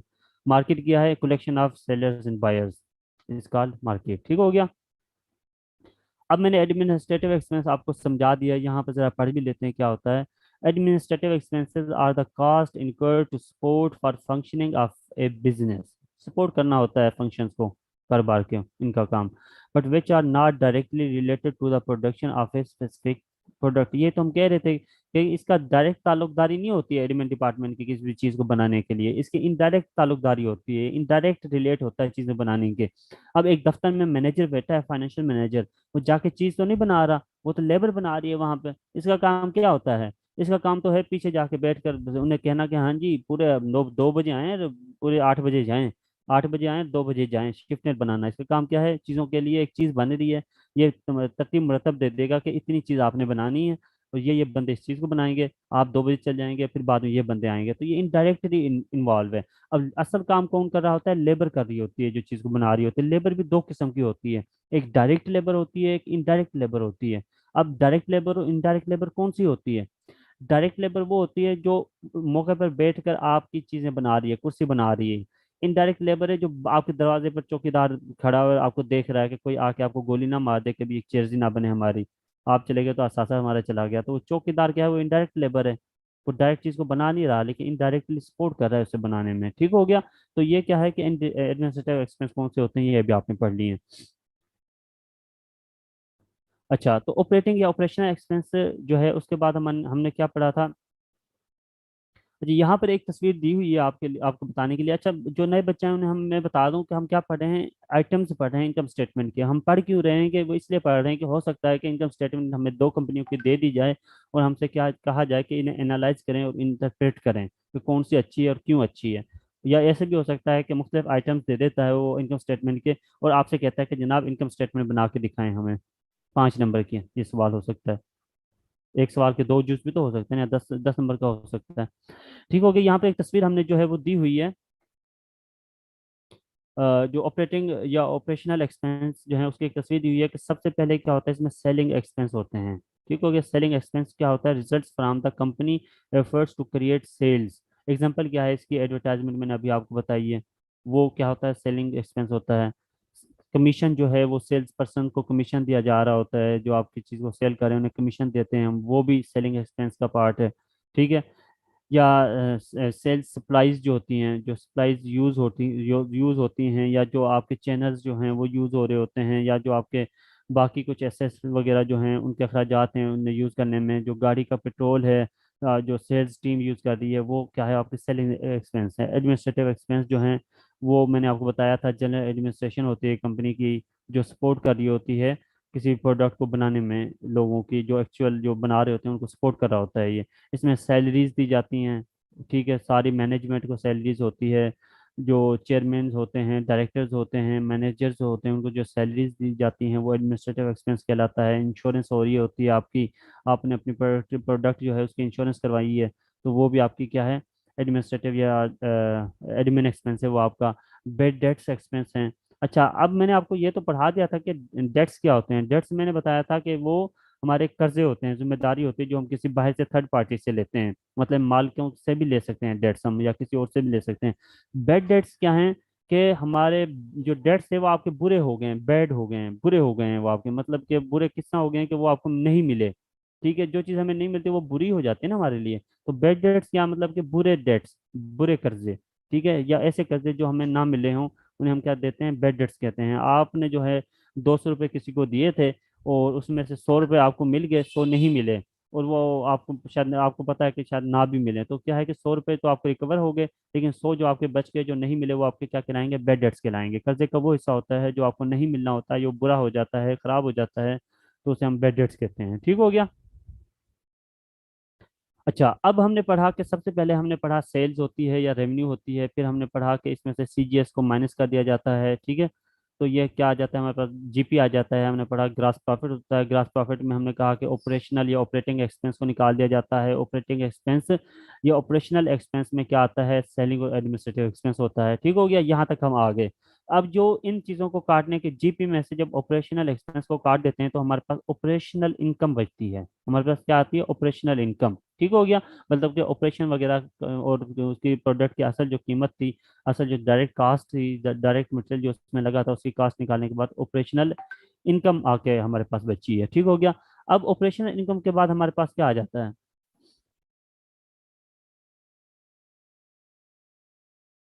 अच्छा, एक बच्चे का सवाल है कि सर बेड डेट्स रिकवर हो जाए तो फिर क्या कहलाएगा। अगर बेड डेट्स आपके पास रिकवर हो जाए तो रिकवर्ड अमाउंट कहलाएगी आपकी। ठीक हो गया। अगर बेड डेट्स आपको, अगर कर्जा आपको नहीं मिला तो वो बेड डेट्स हो गया, अगर आपको मिल गया तो recovered bed, recovered bad debts हो गए, या मतलब वो ऐसा बुरा कर्जा जो आपको मिल गया है, इसे हम रिकवरी कहेंगे। ठीक हो गया। अच्छा अच्छा, तो हमने पढ़े थे कि ऑपरेशनल एक्सपेंस होते हैं। ऑपरेशनल एक्सपेंस के बाद फिर पांचवा आइटम जो है वो आ जाता है अदर एक्सपेंस एंड रेवेन्यूज। अच्छा, एक तो रेवेन्यू वो होती है जो सेल्स के जरिए हमारे पास आती है, सिर्फ सेल्स की हमने उसके जरिए आ गई। या एक्सपेंस वो होता है कि जो हमारी प्रोडक्ट बनाने पर लग रहा है, या हमारी फैक्ट्री का इनडायरेक्ट सारा एक्सपेंस होता है, वो होता है। अब सर ये अदर एक्सपेंस और अदर रेवेन्यूज कौन से होते हैं। अदर रेवेन्यूज के बारे में पहले हम पढ़ लेते हैं। अदर रेवेन्यूज क्या होती हैं। अदर रेवेन्यूज ऐसी रेवेन्यूज को कहते हैं जो सेल्स के अलावा होती हैं, उन्हें हम अदर रेवेन्यूज कहते हैं। मिसाल के तौर पर आपका कारोबार जो है ना, आपने कारोबार में 100 रुपये लगाए थे और उससे आपने 50 रुपये की चीज़ें सेल आउट की। ठीक है, अब 50 रुपये की जो चीज़ सेल आउट की, वो सेल्स जो थी वो आपकी रेवेन्यू है। अदर रेवेन्यू क्या है कि आपके पास 50 रुपये पड़े हुए थे, वो आपने बैंक में जमा कर दिए। जब आपने बैंक में जमा कर दिए तो साल बाद आपको या महीने बाद आपको उसके ऊपर कुछ इंटरेस्ट मिला। ठीक है, वो इंटरेस्ट जो था वो आपको जो मिला वो आपकी अदर रेवेन्यू कहलाएगा। या अदर एक्सपेंसेस सर कौन से होते हैं। अदर एक्सपेंसेस ऐसा होता है कि आपके कारोबार को जो है ना, कुछ अमाउंट की जरूरत थी साल के दौरान, आप बैंक के पास जाते हैं भागे भागे और बैंक से आप कुछ कर्जा ले लेते हैं। अब जब बैंक से आप कुछ कर्जा ले लेते हैं तो पहले तो आपके सारे एक्सपेंस जो हो रहे थे वो हो रहे थे जो चीज़ बनाने पर इस्तेमाल हो रहे थे, या ऐसी चीज़ों के पर ऐसे अखराजात थे जो चीज़ बनाने में मददगार साबित होते थे, उस पर हो रहे थे। लेकिन अदर एक्सपेंसेस कौन से हैं, ऐसे एक्सपेंस हैं जो इनके अलावा होते हैं। वो कौन से हो सकते हैं, आपने कर्ज लिया बैंक से, अब बैंक से जो आपने कर्ज लिया तो उसके ऊपर कुछ सूद लगा आपका, तो सूद जो है वो अदर एक्सपेंस कहलाएगा, वो जिसे इंटरेस्ट कहते हैं। या जो है आपने जो है ना किसी बंदे को चीज़ सेल आउट कर दी थी, उसको जब आपने चीज़ सेल आउट की उसके बाद जो खर्चा वगैरह हुआ वो डायरेक्ट एक्सपेंस था या इनडायरेक्ट एक्सपेंस था। इनडायरेक्ट था तो वो ऑपरेटिंग में आ गया था, डायरेक्ट था तो वो कहाँ चला गया था, वो चला गया था सीजीएस में। लेकिन उस बंदे के पास वो जैसी चीज आपने दी ना, आपने वारंटी दी थी 1 माह की, उस बंदे ने 1 माह बाद वो चीज इस्तेमाल की, वो चीज खराब निकली। जब खराब निकली वो आपके पास आया, सर ये क्लेम कर दे, 1 माह का आपने क्लेम दिया था। आप कहते हैं कि जनाब 1 महीना हो गया सेल, 1 महीने से ज्यादा हो गया मैंने ये चीज आपको सेल आउट की है, तो अब इसका क्लेम नहीं हो सकता। लेकिन वो कहता है कि सर आपने ये थोड़ी ना कहा था कि भाई ये 1 माह के अंदर अंदर इस्तेमाल भी करनी है, आपने कहा था 1 माह का क्लेम है, आप इस्तेमाल करें इसे, तो इस पे अगर खराब होती है हम क्लेम देंगे। तो वो क्या कहता है, वो कहता है सर आप मुझे नहीं क्लेम दे रहे तो मैं अदालत जा रहा हूँ। वो अदालत जाता है, आपके ऊपर केस कर देता है, और वो आप क्या करते हैं, वो केस हार जाते हैं, तो लासूट हो जाता है आपके पास। और वो लासूट जो है केस आप हार जाते हैं, आपको पैसे भरने पड़ते हैं उस बंदे को, उस केस के भी, उसके अलावा आपको और चीज़ देनी पड़ती है उसे। तो वो अदर एक्सपेंस था आपका, क्योंकि वो रूटीन बिजनेस के हट के हुआ था। ठीक हो गया। या टैक्स आप देते हैं, टैक्स भी आपका अदर एक्सपेंस कहलाता है। ठीक हो गया। अच्छा, ये हो गया। इसके बाद लास्ट आइटम जो है इनकम स्टेटमेंट में वो आता है अर्निंग बिफोर टैक्सेस। तो मतलब कि आप जितनी आमदनी कमाते हैं उसके ऊपर आप टैक्स भी देते हैं। मैंने आपको बताया होगा, आपको याद होगा कि पार्टनरशिप या जो है सोल प्रोप्राइटरशिप जो है, ठीक है, वो ऐसा, या सिंगल प्रोप्राइटरशिप या सिंगल मेंबरशिप, वो ऐसा कारोबार होता है जिसमें क्या होता है, वो अपनी आमदनी पर सिर्फ जो आमदनी मिलती है मालिक को, वो उसी के ऊपर जो है टैक्स दे रहा होता है। लेकिन कंपनी क्या करती है, कंपनी की जो अर्निंग होती है वो उन अर्निंग के ऊपर टैक्स दे रही होती है, इसलिए टैक्स जो है वो इनकम स्टेटमेंट में शो आउट कराया जाता है। अब वो ये अर्निंग बिफोर टैक्स कौन सी होती है, ऐसी अर्निंग होती है या ऐसा मुनाफा होता है जो बच रहा होता है आपके पास, कब ग्रास प्रॉफिट था, ग्रास प्रॉफिट से आपने ऑपरेटिंग एक्सपेंस को निकाल दिया, ऑपरेटिंग एक्सपेंस से के बाद आपने अदर एक्सपेंसेस को निकाल दिया, अदर रेवेन्यू को शामिल कर दिया। अब जो रकम बची आपके पास वो अर्निंग बिफोर टैक्स कहलाएगी। मतलब कि टैक्स से पहले की जो अपनी आपकी आमदनी है वो अर्निंग बिफोर टैक्स कहलाती है। ठीक हो गया। Your business income before tax deduction, मतलब टैक्स डिडक्शन करने से बिल्कुल पहले जो आपकी आमदनी है वो अर्निंग बिफोर टैक्स कहलाएगी। ठीक हो गया। जब इसमें से टैक्स मिन्हा हो जाएगा, टैक्स काट देंगे हम, तो ये क्या बन जाएगी, अर्निंग आफ्टर टैक्स बन जाएगी आपकी। ठीक है। अर्निंग बिफोर टैक्स को ईबीटी भी कहते हैं हम। अक्सर वो सिर्फ शॉर्ट में दे देगा आपको कि ईबीटी इतना है, तो इसे आप घबराएंगे नहीं, अर्निंग बिफोर टैक्स। या वो कह देगा earning EAT, earning after tax. तो अर्निंग आफ्टर टैक्स जो होता है वही आपका नेट इनकम होती है या नेट प्रॉफिट होता है आपका। अच्छा, तो हमने अभी पढ़ा अर्निंग बिफोर टैक्स। उसके बाद जो सारे एक्सपेंस आमदनी काटने के बाद जो आपके पास आखिर में बचा कुचा कुछ जो होता है वो या नेट प्रॉफिट होगा या लॉस होगा। ठीक हो गया। अगर नेट प्रॉफिट होगा तो क्या था, ग्रॉस प्रॉफिट से इन ऑल इनडायरेक्ट एक्सपेंसेस को अगर हम निकाल दें तो क्या आ जाता है, नेट प्रॉफिट बन जाता है। तो मैंने बताया था ये ऑपरेशनल जो है ये भी क्या है आपका इनडायरेक्ट एक्सपेंस है। अदर एक्सपेंसेस जो हैं या रेवेन्यू भी, ये भी आपके इनडायरेक्ट हैं। डायरेक्ट तो सिर्फ मैंने आपको कहा था कि सिर्फ सीजीएससी डायरेक्ट कहलाएगा। ठीक हो गया। तो नेट प्रॉफिट क्या है, gross profit minus indirect expenses. जरूरी नहीं है कि ये प्रॉफिट ही हो, ये लॉस भी हो सकता है, नेट लॉस भी हो सकता है। अगर आपके इनडायरेक्ट एक्सपेंस जो है ग्रॉस प्रॉफिट या जीपी से ज्यादा है तो लॉस हो गया, अगर जीपी आपका इनडायरेक्ट एक्सपेंस से ज्यादा है तो वो आपको प्रॉफिट हो गया। ठीक हो गया। ये आइटम्स थे जो हमने पढ़े हैं इनकम स्टेटमेंट में।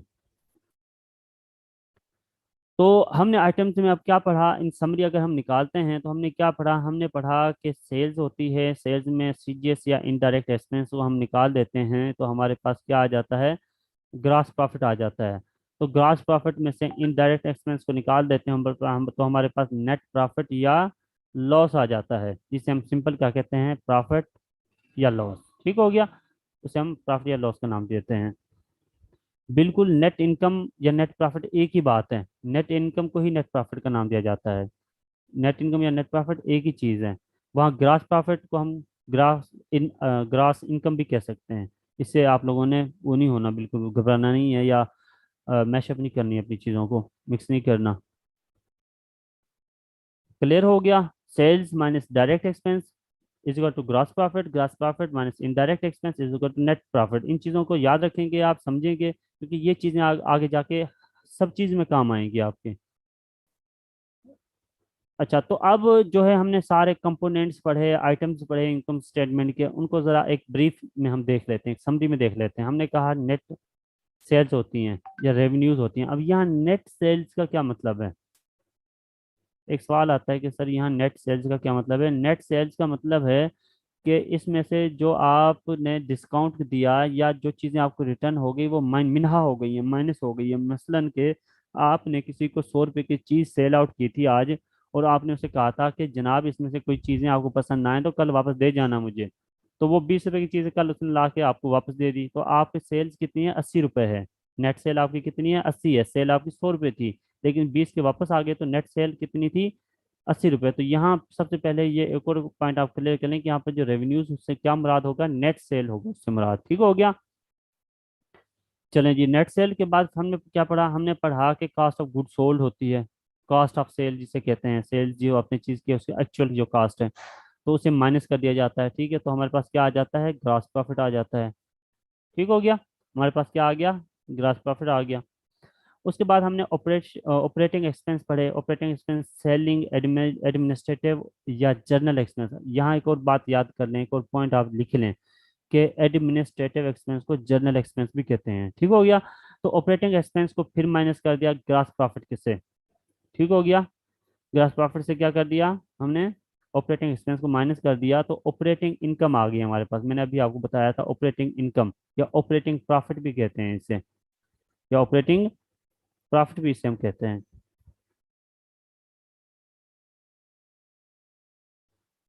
अच्छा, तो ऑपरेटिंग प्रॉफिट में से अदर एक्सपेंस या अदर इनकम भी निकाले जाते हैं। अदर एक्सपेंस होंगे तो वो निकाल दिए जाएंगे, अदर इनकम होगी तो जमा हो जाएगी।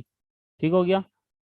अदर एक्सपेंस जो होंगे वो निकाल दिए जाते हैं और अदर इनकम जो है वो जमा कर दी जाती है। तो हमारे पास मैंने बताया आपको इनकम बिफोर इनकम टैक्स बन जाती है,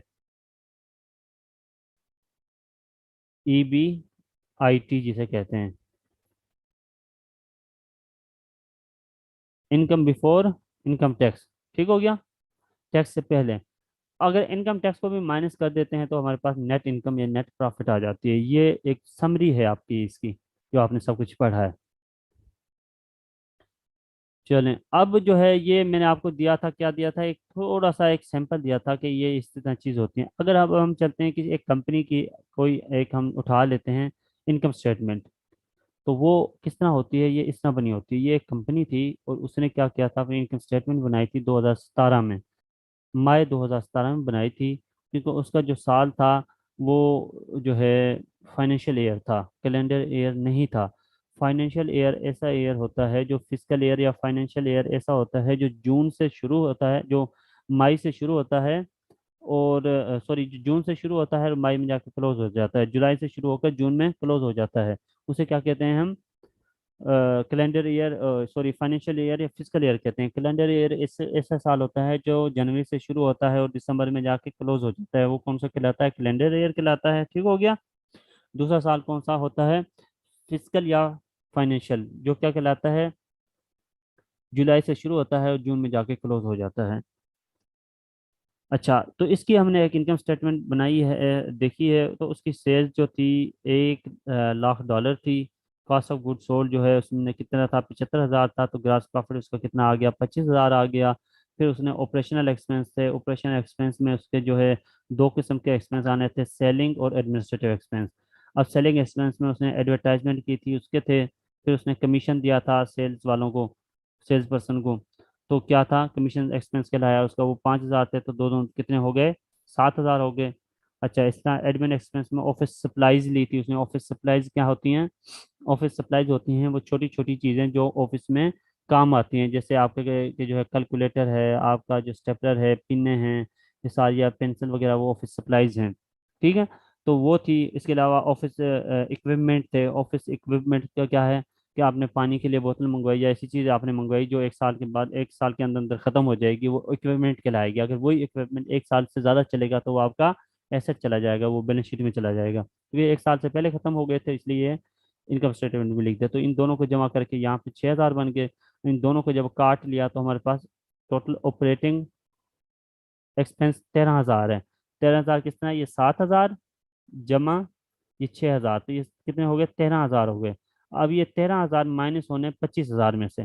ठीक हो गया, क्योंकि ग्रास प्रॉफिट से टोटल ऑपरेटिंग एक्सपेंस माइनस हो, तो फिर हमारे पास ऑपरेटिंग इनकम आ जाती है। वो कितनी आई, 12,000। 25 में से हमने 13,000 निकाल दिए तो 12,000 आ गई। अच्छा, अब नॉन ऑपरेटिंग या अदर एक्सपेंसेस या अदर रेवेन्यू जो हैं वो भी होती हैं हमारे पास, हमने पढ़े थे। अब इंटरेस्ट रेवेन्यू है, उसका इंटरेस्ट रेवेन्यू 5,000 बना है। वो क्यों बना है, क्योंकि उसने कोई लोन दिया होगा, किसी बंदे को दिया होगा, किसी इदारे को दिया होगा, उसके ऊपर उसे इंटरेस्ट मिला है, मुनाफा मिला है, तो उसे 5,000 मिला है।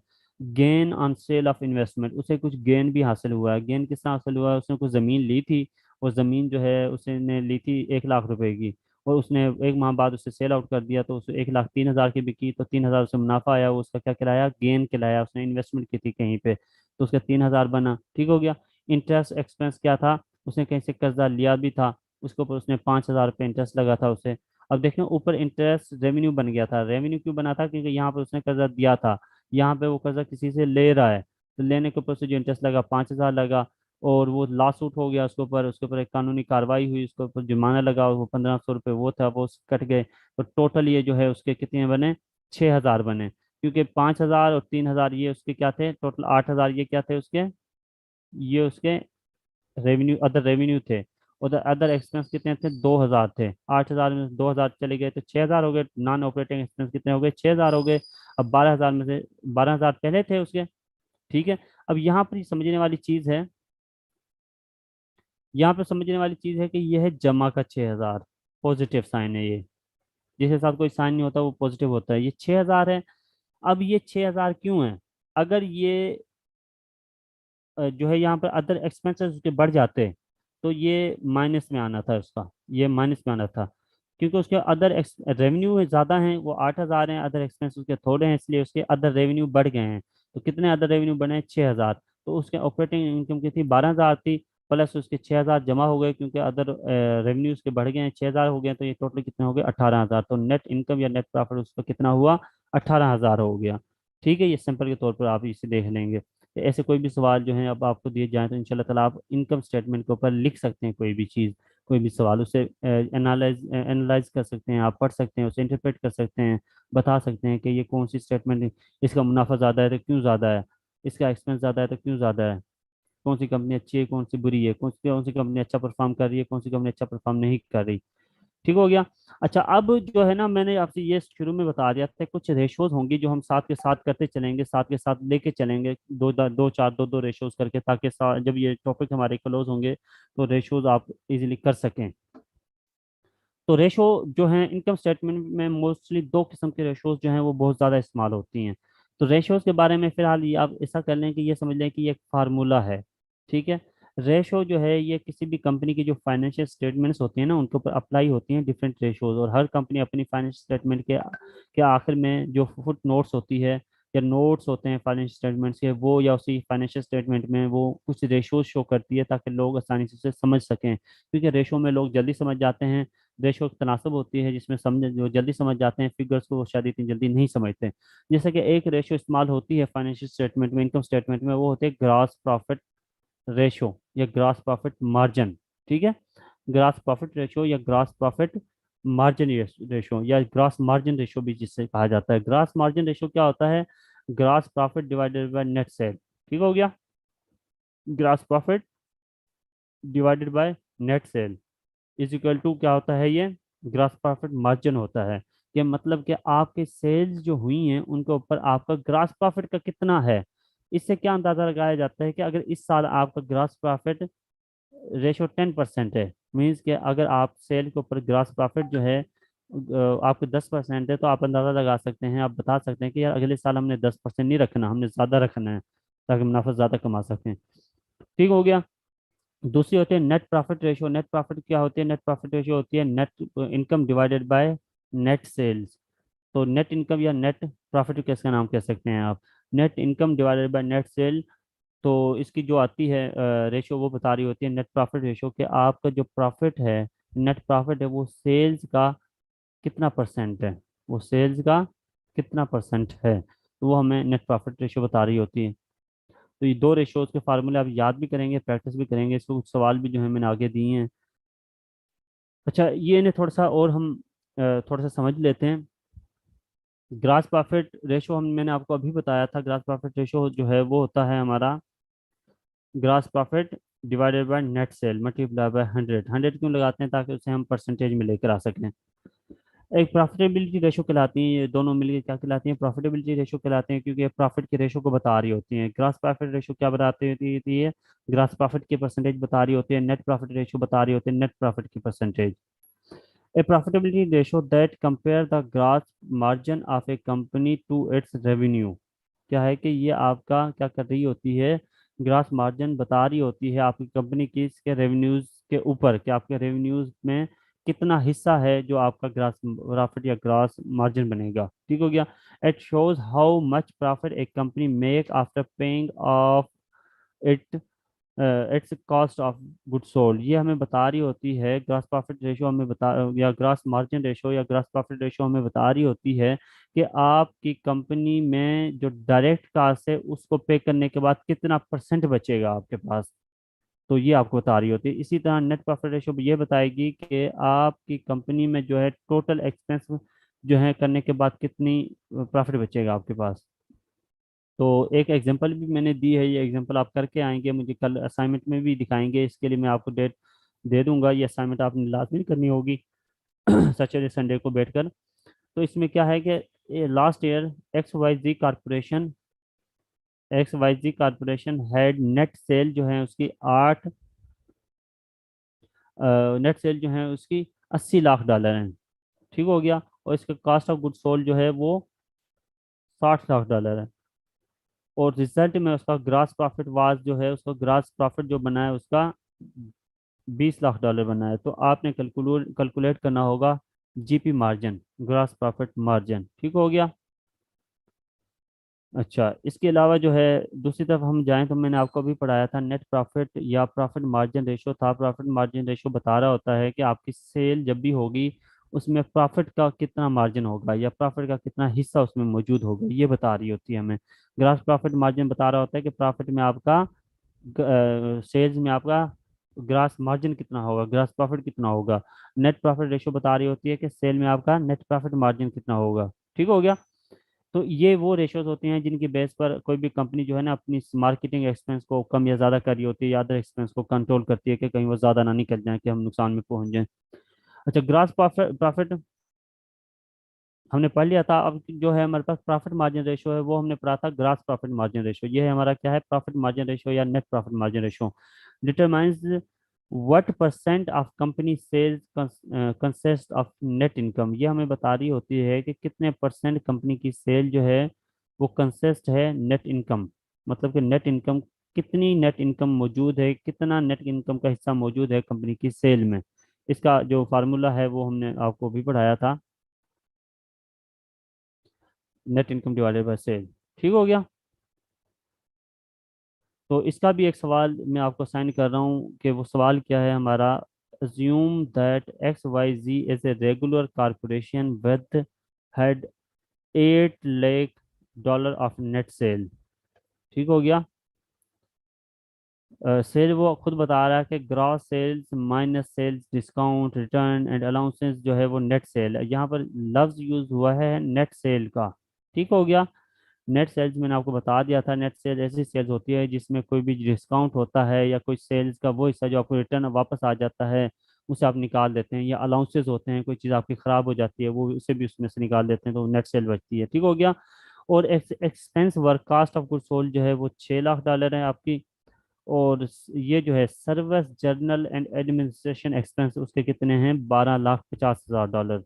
तो क्या है, S&GA, आपने इससे घबराना नहीं है। ये क्या है, service and journal administration expense, जिसे हम एडमिन एक्सपेंस के नाम से पढ़कर आए हैं, वही है ये। और इंटरेस्ट एक्सपेंस आपका कितना है, 30,000 है। इनकम टैक्स आपका जो है एक्सपेंस 1,60,000 है। तो आपने प्रॉफिट मार्जिन रेशो मालूम करनी है, प्रॉफिट मार्जिन रेशो। ठीक हो गया। मैंने आपको पढ़ाया था प्रॉफिट मार्जिन रेशो क्या होती है। ये वो रेशो होती है कि सेल में आपका जो नेट प्रॉफिट है वो कितना हिस्सा है, कितना परसेंट है। ये हो गई। अच्छा, इसके बाद जो है असाइनमेंट है आपकी। असाइनमेंट क्या है, prepare income statement by using information given below. अभी मैं इसको आपको सिर्फ इंटरप्रिटेशन बता रहा हूँ, इसका एनालिसिस बता रहा हूँ कि एनालिसिस करें। आपको इंटरप्रिटेशन बाद में होता, क्या इन चीज़ों के बारे में मैं पूछता, दो कंपनियों का डेटा देता और मैं आपसे पूछता कि इसे एनालिसिस करें इसके ऊपर, या हमें इसके ऊपर अपनी वजाहत दें, एक्सप्लेन करें इस चीज़ को, ये क्या है। अच्छा, तो इसमें मैंने टोटल एक्सपेंस दिए हुए हैं या सेल्स दी हुई हैं। इसमें कुछ डायरेक्ट एक्सपेंस हैं, कुछ इनडायरेक्ट एक्सपेंस हैं, कुछ अदर रेवेन्यूज हैं, कुछ अदर एक्सपेंसेस हैं। तो आपने क्या करना है, आपने इनकम स्टेटमेंट बनानी है। ठीक हो गया। आपने क्या बनानी है, इनकम स्टेटमेंट बनानी है। पेज के ऊपर अच्छी से इनकम स्टेटमेंट बना के जो परफॉर्मा था उसके मुताबिक वो आपने असाइनमेंट में जमा करनी है। प्लस आपने क्या करना है, नेट प्रॉफिट रेशो और ग्रास प्रॉफिट रेशो जो है वो उसके सवाल दो वो करने हैं, ये असाइनमेंट में आपने देने हैं। ठीक हो गया। चलें, ये हमारा जो था आज का टॉपिक था इनकम स्टेटमेंट के ऊपर। कल इंशाल्लाह ताला हम बैलेंस शीट और उनको बाकियों के ऊपर पढ़ेंगे, नेक्स्ट लेक्चर जो उससे हमारा आएगा।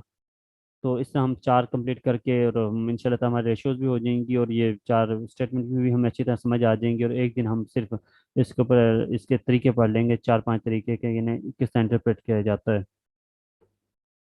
चलें, अब जो है किसी का कोई सवाल जवाब हो तो वो पूछ सकता है हमसे। बिल्कुल, इससे ज़्यादा एडवांस सवाल में हो सकता है, इससे ज़्यादा एडवांस भी हो सकता है, लेकिन वो आप कर सकेंगे इंशाल्लाह ताला, इतना मुश्किल नहीं आएगा। इनमें से ही रहेगा वो, ये इनसे रिलेटेड ही रहेगा। अगर एक आध पॉइंट आपसे कुछ ऐसा मुश्किल भी आ जाता है तो उससे घबराने की जरूरत नहीं होती है, वो सिर्फ पॉइंट के नंबर काटते हैं, ज़्यादा मार्क्स वो आपके नहीं काटते। मोस्टली सवाल जो है ना, ये अभी आपकी हम क्या कर रहे हैं, आपको बिल्ड आउट कर रहे हैं, आस्ते आस्ते आपको हम ट्रैक पर लेके आ रहे हैं। इसके बाद मुश्किल सवाल हम खुद भी आपको देंगे। और जब हमारे सेशन क्लोज होने के करीब होगा तो तब हम आपको फिर कुछ है ना मुश्किल सवाल ऐसे देंगे, ताकि हमें जब आपको को जो है ना हमने स्टैंडर्डाइज बनाना होगा। चलें, मैं माइक ओपन कर देता हूँ, तो आपके जो भी क्वेश्चंस हैं वो आप बारी बारी पूछें हमसे। ज़रा जल्दी कीजिएगा काइंडली।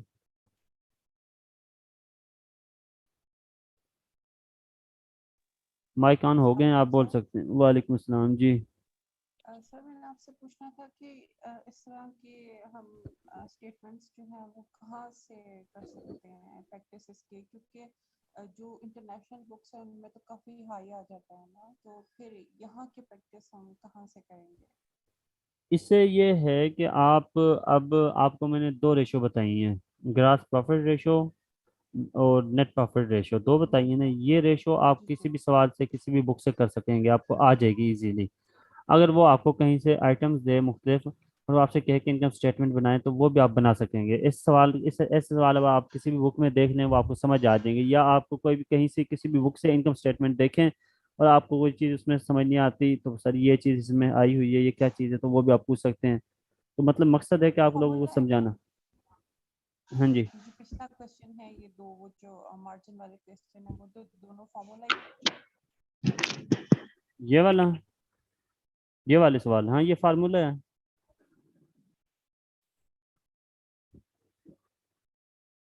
अस्सलाम वालेकुम।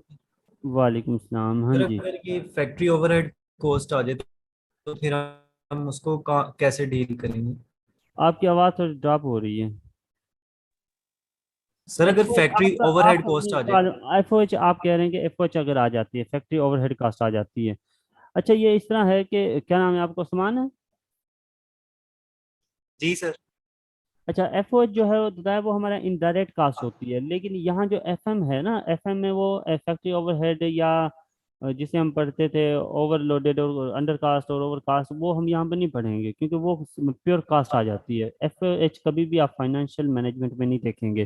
वो एक जनरल कंसेप्ट आपको मैं ये बता देता हूँ कि अगर एफओएच आ जाती है, फैक्ट्री ओवरहेड्स आ जाते हैं, वो क्या होते हैं फैक्ट्री ओवरहेड्स, बाकी बच्चे भी सुन लें। फैक्ट्री ओवरहेड ऐसे एक्सपेंस होते हैं जो फैक्ट्री बेयर कर रही होती है, जिसमें लाइट्स के एक्सपेंस हैं, जिसमें आपने इलेक्ट्रिसिटी के बिल हैं, उसमें जो स्वीपर काम कर रहा है उसकी तनख्वाह है, उसमें कोई भी लाइनमैन है वो काम कर रहा है उसकी तनख्वाह है, इलेक्ट्रिशियन है वो काम कर रहा है। इसके अलावा उसमें जो वाटर यूज़ हो रहा है वो है, या वाटर मैन है उसकी सैलरी है, वो सारे फैक्ट्री एफओएच में आ जाते हैं, फैक्ट्री ओवरहेड में आ जाते हैं। मतलब कि फैक्ट्री के अंदर अंदर जो भी एक्सपेंस होते हैं, ये इनडायरेक्ट एक्सपेंस होते हैं। ठीक है जो, सर। अस्सलाम वालेकुम सर। हाँ जी, सर एक पॉइंट आपने बोला है कि अगर जो ऑपरेशनल एक्सपेंसेस और एक और चीज़ आपने बोली है वो एक साल से ज़्यादा हो जाए तो वो बैलेंस शीट में जो है वो होगा, और अगर एक साल से कम रहे तो अच्छा, वो वो सर एक इसमें। बच्चा एक बच्चा सवाल पूछ रहा था कि सर एक्सपेंस और एक्सपेंडिचर में क्या फ़र्क है, सवाल उसका ये था। तो ये मैं इसलिए डिस्कस नहीं करना चाह रहा था यहाँ पे, क्योंकि जो नॉन बिजनेस स्टूडेंट्स हैं वो कहीं डिस्ट्रैक्ट ना हो जाएं इन चीज़ों से, क्योंकि ये चीज़ रिलेटेड नहीं है आपके इस टॉपिक से। वैसे मैं आपको वैसे बता देता हूँ जनरल पर्सपेक्टिव में, जो एक्सपेंस होता है वो ऐसे अखराजात होते हैं जिनका फ़ायदा एक साल के अंदर अंदर लिया जाता है। ठीक है, ऐसे अखराजात जिनका फ़ायदा एक साल के अंदर हो जाए वो क्या कहलाते हैं, हमारे एक्सपेंस कहलाते हैं। और ऐसे सही अखराजात है। जिनका खर्चा एक, जिनका मुनाफा जो या जिनका फ़ायदा जो है एक साल से ज़्यादा के लिए हो, वो हमारे एक्सपेंडिचर कहलाते हैं। जैसा कि आपने एक जो है लैपटॉप लिया था, और वो ऐसा लैपटॉप था कि उसने एक साल के बाद उस खराब हो जाना था, ख़त्म हो जाना था उसने। तो वो ही लैपटॉप आपका क्या था, ठीक है। एक्सपेंस लाया, क्योंकि उसका जो अखराज है उसका फ़ायदा लैपटॉप का आपने एक साल के अंदर लिया बस। उसके बाद आपको पता था इसने ख़राब हो ठीक। जाना है। एक दूसरा लैपटॉप आपने लिया, वो ऐसा लैपटॉप था जो 3-4 साल चलना था। तो उसके जो पेमेंट आपने की उसका अखराज वो आपसे एक्सपेंडिचर खिलाएंगे, क्योंकि वो आपको 2-3 साल काम दे रहे हैं। ठीक है, तो सर जो एक्सपेंडिचर्स हैं वो बैलेंस शीट में बैलेंस शामिल शीट होंगे में और जो एक्सपेंसेस हैं वो सर इसमें शामिल होंगे। एक्चुअली जो एक्सपेंडिचर जो है वो एसेट्स पे किए जाते हैं, ठीक है, और एक्सपेंसेस जो हैं वो रूटीन जो हमारी अर्निंग है उनके लिए किए जाते हैं। सही है। अच्छा सर, एक लास्ट क्वेश्चन है। सर ये जो चीजें आपने इसमें इनकम स्टेटमेंट हमें हमें बताए हैं, जो भी ये इसमें चीजें जो भी इंग्रेडिएंट्स कह लें कि ये जो शामिल अभी आपने बताए हैं हाँ, सर, आइटम्स हैं। ये आइटम्स है सर। इसके अलावा भी सर कुछ चीजें हैं जो वो घुमा फिरा के हमें पूछ सकता है इस हवाले से, या इसमें जो चीजें कोई और हो सकती हैं, यही होंगी नहीं, बस? ये चीज़ें होती हैं इनके, इनसे मतलब बाहर वो ज़्यादा एडवांस में नहीं जाते, क्योंकि ज़ाहिर नॉन बिजनेस स्टूडेंट हैं, तो वो इसको मास्टर माइंड तो नहीं ना है, इन चीज़ों से बाहर नहीं जाते वो। बस ये है कि आपको वो या तो इनकम स्टेटमेंट बनवा सकते हैं डेटा देकर, या वो एक और काम कर सकते हैं, आपसे जीपी मालूम करवा सकते हैं, सीजीएसडी हो उसे वो देख सकते हैं कि क्या होती है। ठीक है। इसका मतलब सर हम अगर ये जो चीजें 7-8 चीजें, ये पॉइंट्स हैं, ये इनके डेफिनेशंस और इनकी जो टेक्निकलिटीज हैं, यही हम अगर अच्छे तरीके से कर लें तो इनकम स्टेटमेंट आसानी से बन जाएगी।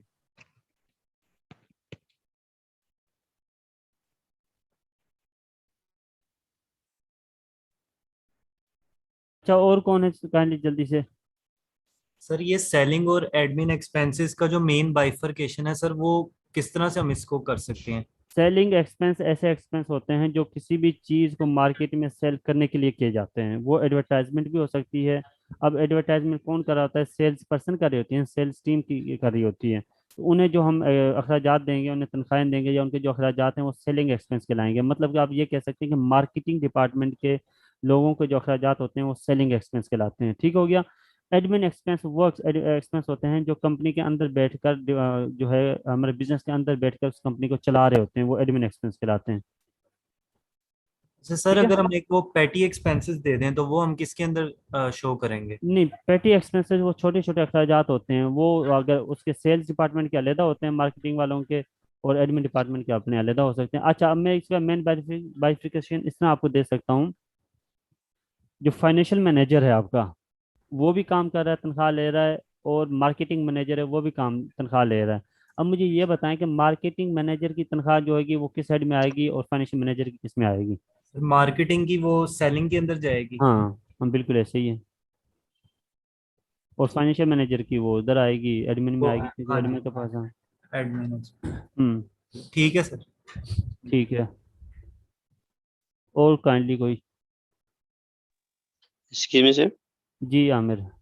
सर मैंने ये पूछना था, अब मेरा तो बैकग्राउंड नहीं है और मैथ में मैं बिल्कुल बचपन से, स्कूल टाइम से बिल्कुल वीक था ना सर। हम्म। अभी इतनी बड़ी बड़ी फिगर्स हैं तो पेपर में हमें ये कैलकुलेटर यूज करने देंगे सर? पेपर में कैलकुलेटर एफपीएससी में होता है शायद, है उसमें डिस्क्रिप्टिव में है। अच्छा, यही हम्म। पूछना था कि सर वो विदाउट कैलकुलेटर तो फिर मैं नहीं कर नहीं सकूंगा नहीं, सर। कैलकुलेटर होगा। चलो ओके, थैंक यू सर। हम्म। चीज़ें में समझ तो आ गई आमिर? आपको कोई चीज़ कोई ऐसी इसमें मुश्किल लगी हो?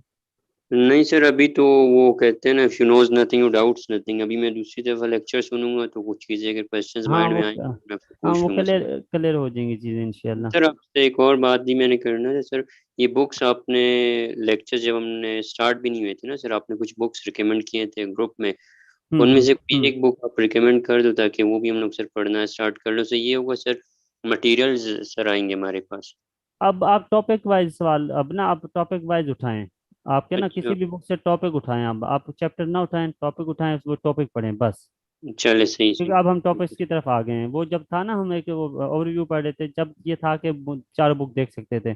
अब जी जिस सर। बुक में आपको टॉपिक मिलता है वो टॉपिक पढ़ लें बस, उसके हवाले से। चले सही सर। इनकम स्टेट अब आपका जहाँ पे होगा ना, फाइनेंशियल स्टेटमेंट्स का पूरा चैप्टर होगा, उसमें से आप इनकम स्टेटमेंट वाला टॉपिक देख सकते हैं अब आप। चले सही सर, थैंक यू सर। हाँ जी। और कोई? अस्सलाम वालेकुम सर। वालेकुम सलाम। सर अगर वो पेपर में क्वेश्चन देते हैं इस तरह का को कैलकुलेशंस वाला, हम्म। तो अगर हमारी एट द एंड कैलकुलेशन गलत हो जाती तो वो सारा क्वेश्चन गलत कर देगा, या ना, वो नहीं स्टेप्स? नहीं नहीं, स्टेप के नंबर होते हैं आपके।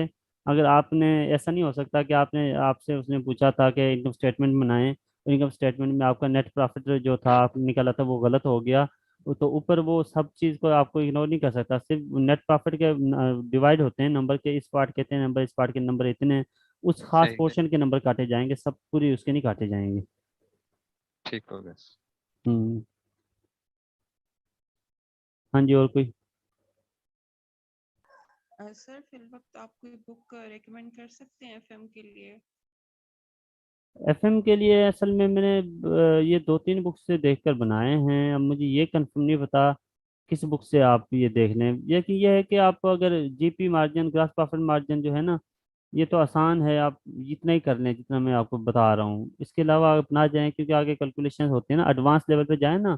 बेसिक लेवल पे ये इतना होता है, जैसे आप एडवांस लेवल पे जाएंगे ना, तो वहाँ पे नेट प्रॉफिट मार्जिन भी 2 किस्म के होते हैं।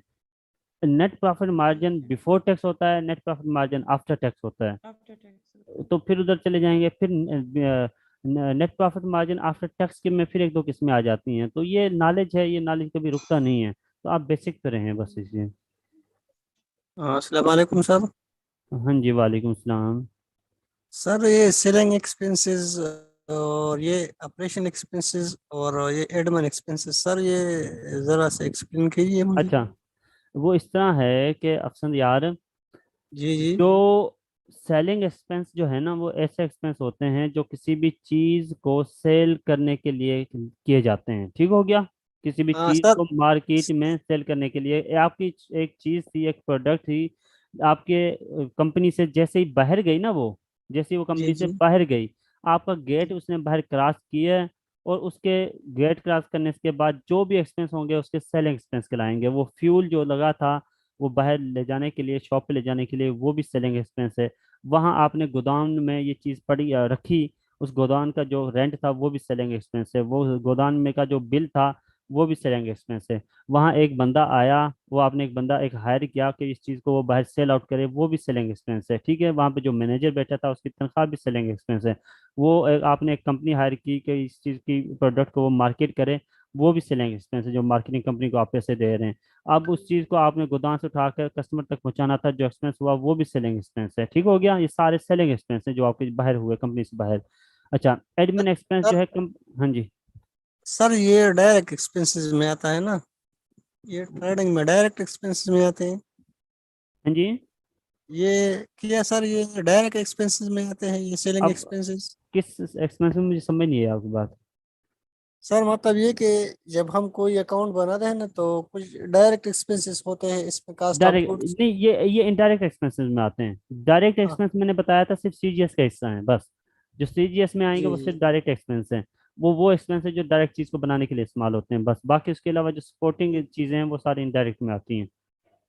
अच्छा, और एडमिन एक्सपेंस जो हैं, आपकी एडमिनिस्ट्रेटिव डिपार्टमेंट जो है, जो आपकी पूरी फैक्ट्री को चला रहा है, एडमिन डिपार्टमेंट, उसके एक्सपेंस जो है एडमिन एक्सपेंस कहलाएंगे। अब सेलिंग एक्सपेंस और एडमिन एक्सपेंस जब इन दोनों को जमा कर दें तो ये ऑपरेटिंग एक्सपेंस आपके बन जाते हैं। ठीक है सर, ठीक। हम्म। सर ये डायरेक्ट दो तरह के एक्सपेंसेस ही हैं, डायरेक्ट मटेरियल और डायरेक्ट लेबर। नहीं, ये वही फिर मैं कह रहा हूँ कि ये फिर आप इसे ना अब बाकी बच्चों के लिए मुश्किल बना देंगे। ये फिर आगे इसके 3 हिस्से होते हैं। डायरेक्ट मटेरियल, डायरेक्ट लेबर होती है, 2 होती है। ठीक है? फिर इनडायरेक्ट मटेरियल, इनडायरेक्ट लेबर होती है, फिर जी एफओएच जी। होती है। ठीक है? फिर एफओएच के कुछ पार्ट्स होते हैं, फिर सीजीएस का कुछ पार्ट होता है। वो बड़ी लेंथी हो जाएगा, वो इतना मुश्किल सवाल है, फाइनेंशियल मैनेजमेंट में ना करें तो बेहतर है। वो उस तरफ नहीं जाता कोई भी। Account sir. वालेकुम सलाम। हाँ जी। सर तो क्वेश्चन ये था कि जिस तरह से ये जो रेशियोज निकल रहे हैं, मतलब जो आपने बताया कि ये दोनों रेशियोज जो हैं ये ठीक प्रॉफिटेबिलिटी है सर। रेशियोज कहलाते हैं, हाँ। तो इसकी इंटरप्रिटेशन, और क्या ऐसा भी क्वेश्चन आ सकता है कि रेशियो जिस तरह से हमने लेट सपोज ग्रॉस प्रॉफिट निकाला है, नेट नेट प्रॉफिट मार्जिन निकाला है, दोनों रेशियो निकाल लिए, तो मतलब क्या इनकी आपस में भी इंटरप्रिटेशन पूछेगा, क्या इस लेवल तक भी जाएगा? अच्छा, वो देखें, पूछ भी सकता है। वो इस तरह पूछ सकता है कि वो क्यों पूछेगा कि एक की ग्रास प्रॉफिट मार्जिन ज़्यादा है, एक का ग्रास प्रॉफिट मार्जिन कम है, रेशो। तो वो पूछेगा कि भाई कौन सी अच्छी है, कौन सी बुरी है। ठीक हो गया? अब एक मैं आपको बताता हूँ, एक कंपनी जो थी उसने 100 रुपए की चीज़ सेल आउट की, और उसकी जीपी रेशो जो है वो 10% है। ग्रास प्रॉफिट रेशो उसकी 10% है। एक और कंपनी थी, उसने 1 लाख की चीज सेल आउट की, उसकी भी 10% है ग्रास प्रॉफिट मार्जिन रेशो। अब मुझे ये बताएं कि कौन सी दोनों में से अच्छी है। सर जिसकी प्राइस कम थी। जिसकी सेल ज्यादा है उसकी ज्यादा अच्छी है, क्योंकि वो इतनी बड़ी सेल करने के बाद जो है वो उसने मेंटेन की है अपनी ये।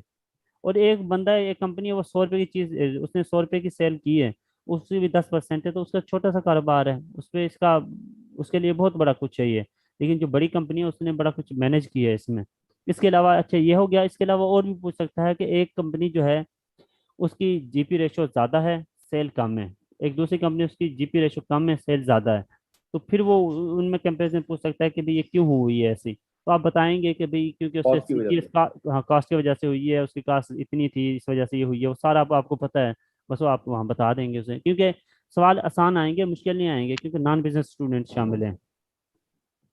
ठीक है, thank you. Excuse me sir. हाँ जी। सर ये कंपैरिजन करना आगे आप एक्सप्लेन करेंगे दोबारा, या ये यहीं तक होगा बस? नहीं अभी ये सारी चीज़ें समझ ली। असल में ये जो थी ना रेशो थी, ये मैंने पढ़ानी आखिर में थी आपको, क्योंकि ये आती हैं आपकी इंटरप्रिटेशन का हिस्सा है ये। लेकिन मैं सही। इंटरप्रिटेशन को थोड़ा थोड़ा इसमें शामिल इसलिए कर रहा हूँ ताकि जो नॉन बिजनेस स्टूडेंट है वो दो दो करके पढ़ लेंगे ना, वो उनका माइंड सही। बनता जाएगा, और आखिर में जब उन्हें हम रेशो देंगे ना 15-20 इकट्ठी, तो वो सही। घबराएंगे नहीं, बल्कि उन्हें उसमें से आधी आती होंगी पहले से। सही होगा। ठीक हाँ है। जी। हाँ जी। और कोई, किसी और का है कोई सवाल?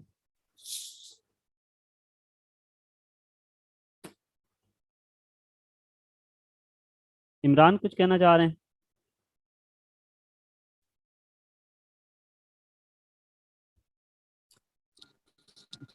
अस्सलाम वालेकुम सर। वालेकुम सलाम। हाँ जी। सर फिलहाल तो मेरा नहीं है क्वेश्चन, मैं इंशाल्लाह दोबारा इसको सुनूंगा चलें लेक्चर आप को सब ना, तो जो वो मैं चलें आप सब जो है इसको लेक्चर को दोबारा से सुनेंगे। और आज इसमें जो है दो सवाल हो गए हमारे रेशो के, और एक इसमें इनकम स्टेटमेंट आपने बनानी है, वो आप देखेंगे। इसके अलावा कोई सवाल इससे रिलेटेड आपके जहन में कोई भी आता है, हम आप लिख लेंगे हमसे, अगले लेक्चर में वो करेंगे, हम सॉल्व भी करेंगे। असाइनमेंट जो है मैं वो गूगल क्लासरूम जो है ओपन कर दूंगा, एक्सटेंडेड, उसकी जो है ना 2 दिन है आपके पास, उन दो छुट्टियों में आप वो करके जमा करा देंगे मंडे तक, ठीक हो गया? ताकि मैं चेक भी जी कर सर। लूँ और आपके कंसेप्ट भी पता चल जाएंगे। उसके बाद इंशाल्लाह ताला बैलेंस शीट और वो हम कोशिश करेंगे कि अगले लेक्चर में ख़त्म करके, और आगे एक और लेक्चर करके हम इंटरप्रिटेशन इसकी इसकी इंटरप्रिटेशन ख़त्म कर दें। ठीक है, जी सर। चलें, थैंक यू सो मच। सब जो है ख्याल रखें अपने अपना, और अल्लाह ताला कामयाबी दे आप लोगों को, 5 वक्त नमाज पढ़ा करें, और अल्लाह ताला जो है मेहनत में बरकत डालें। जी सर।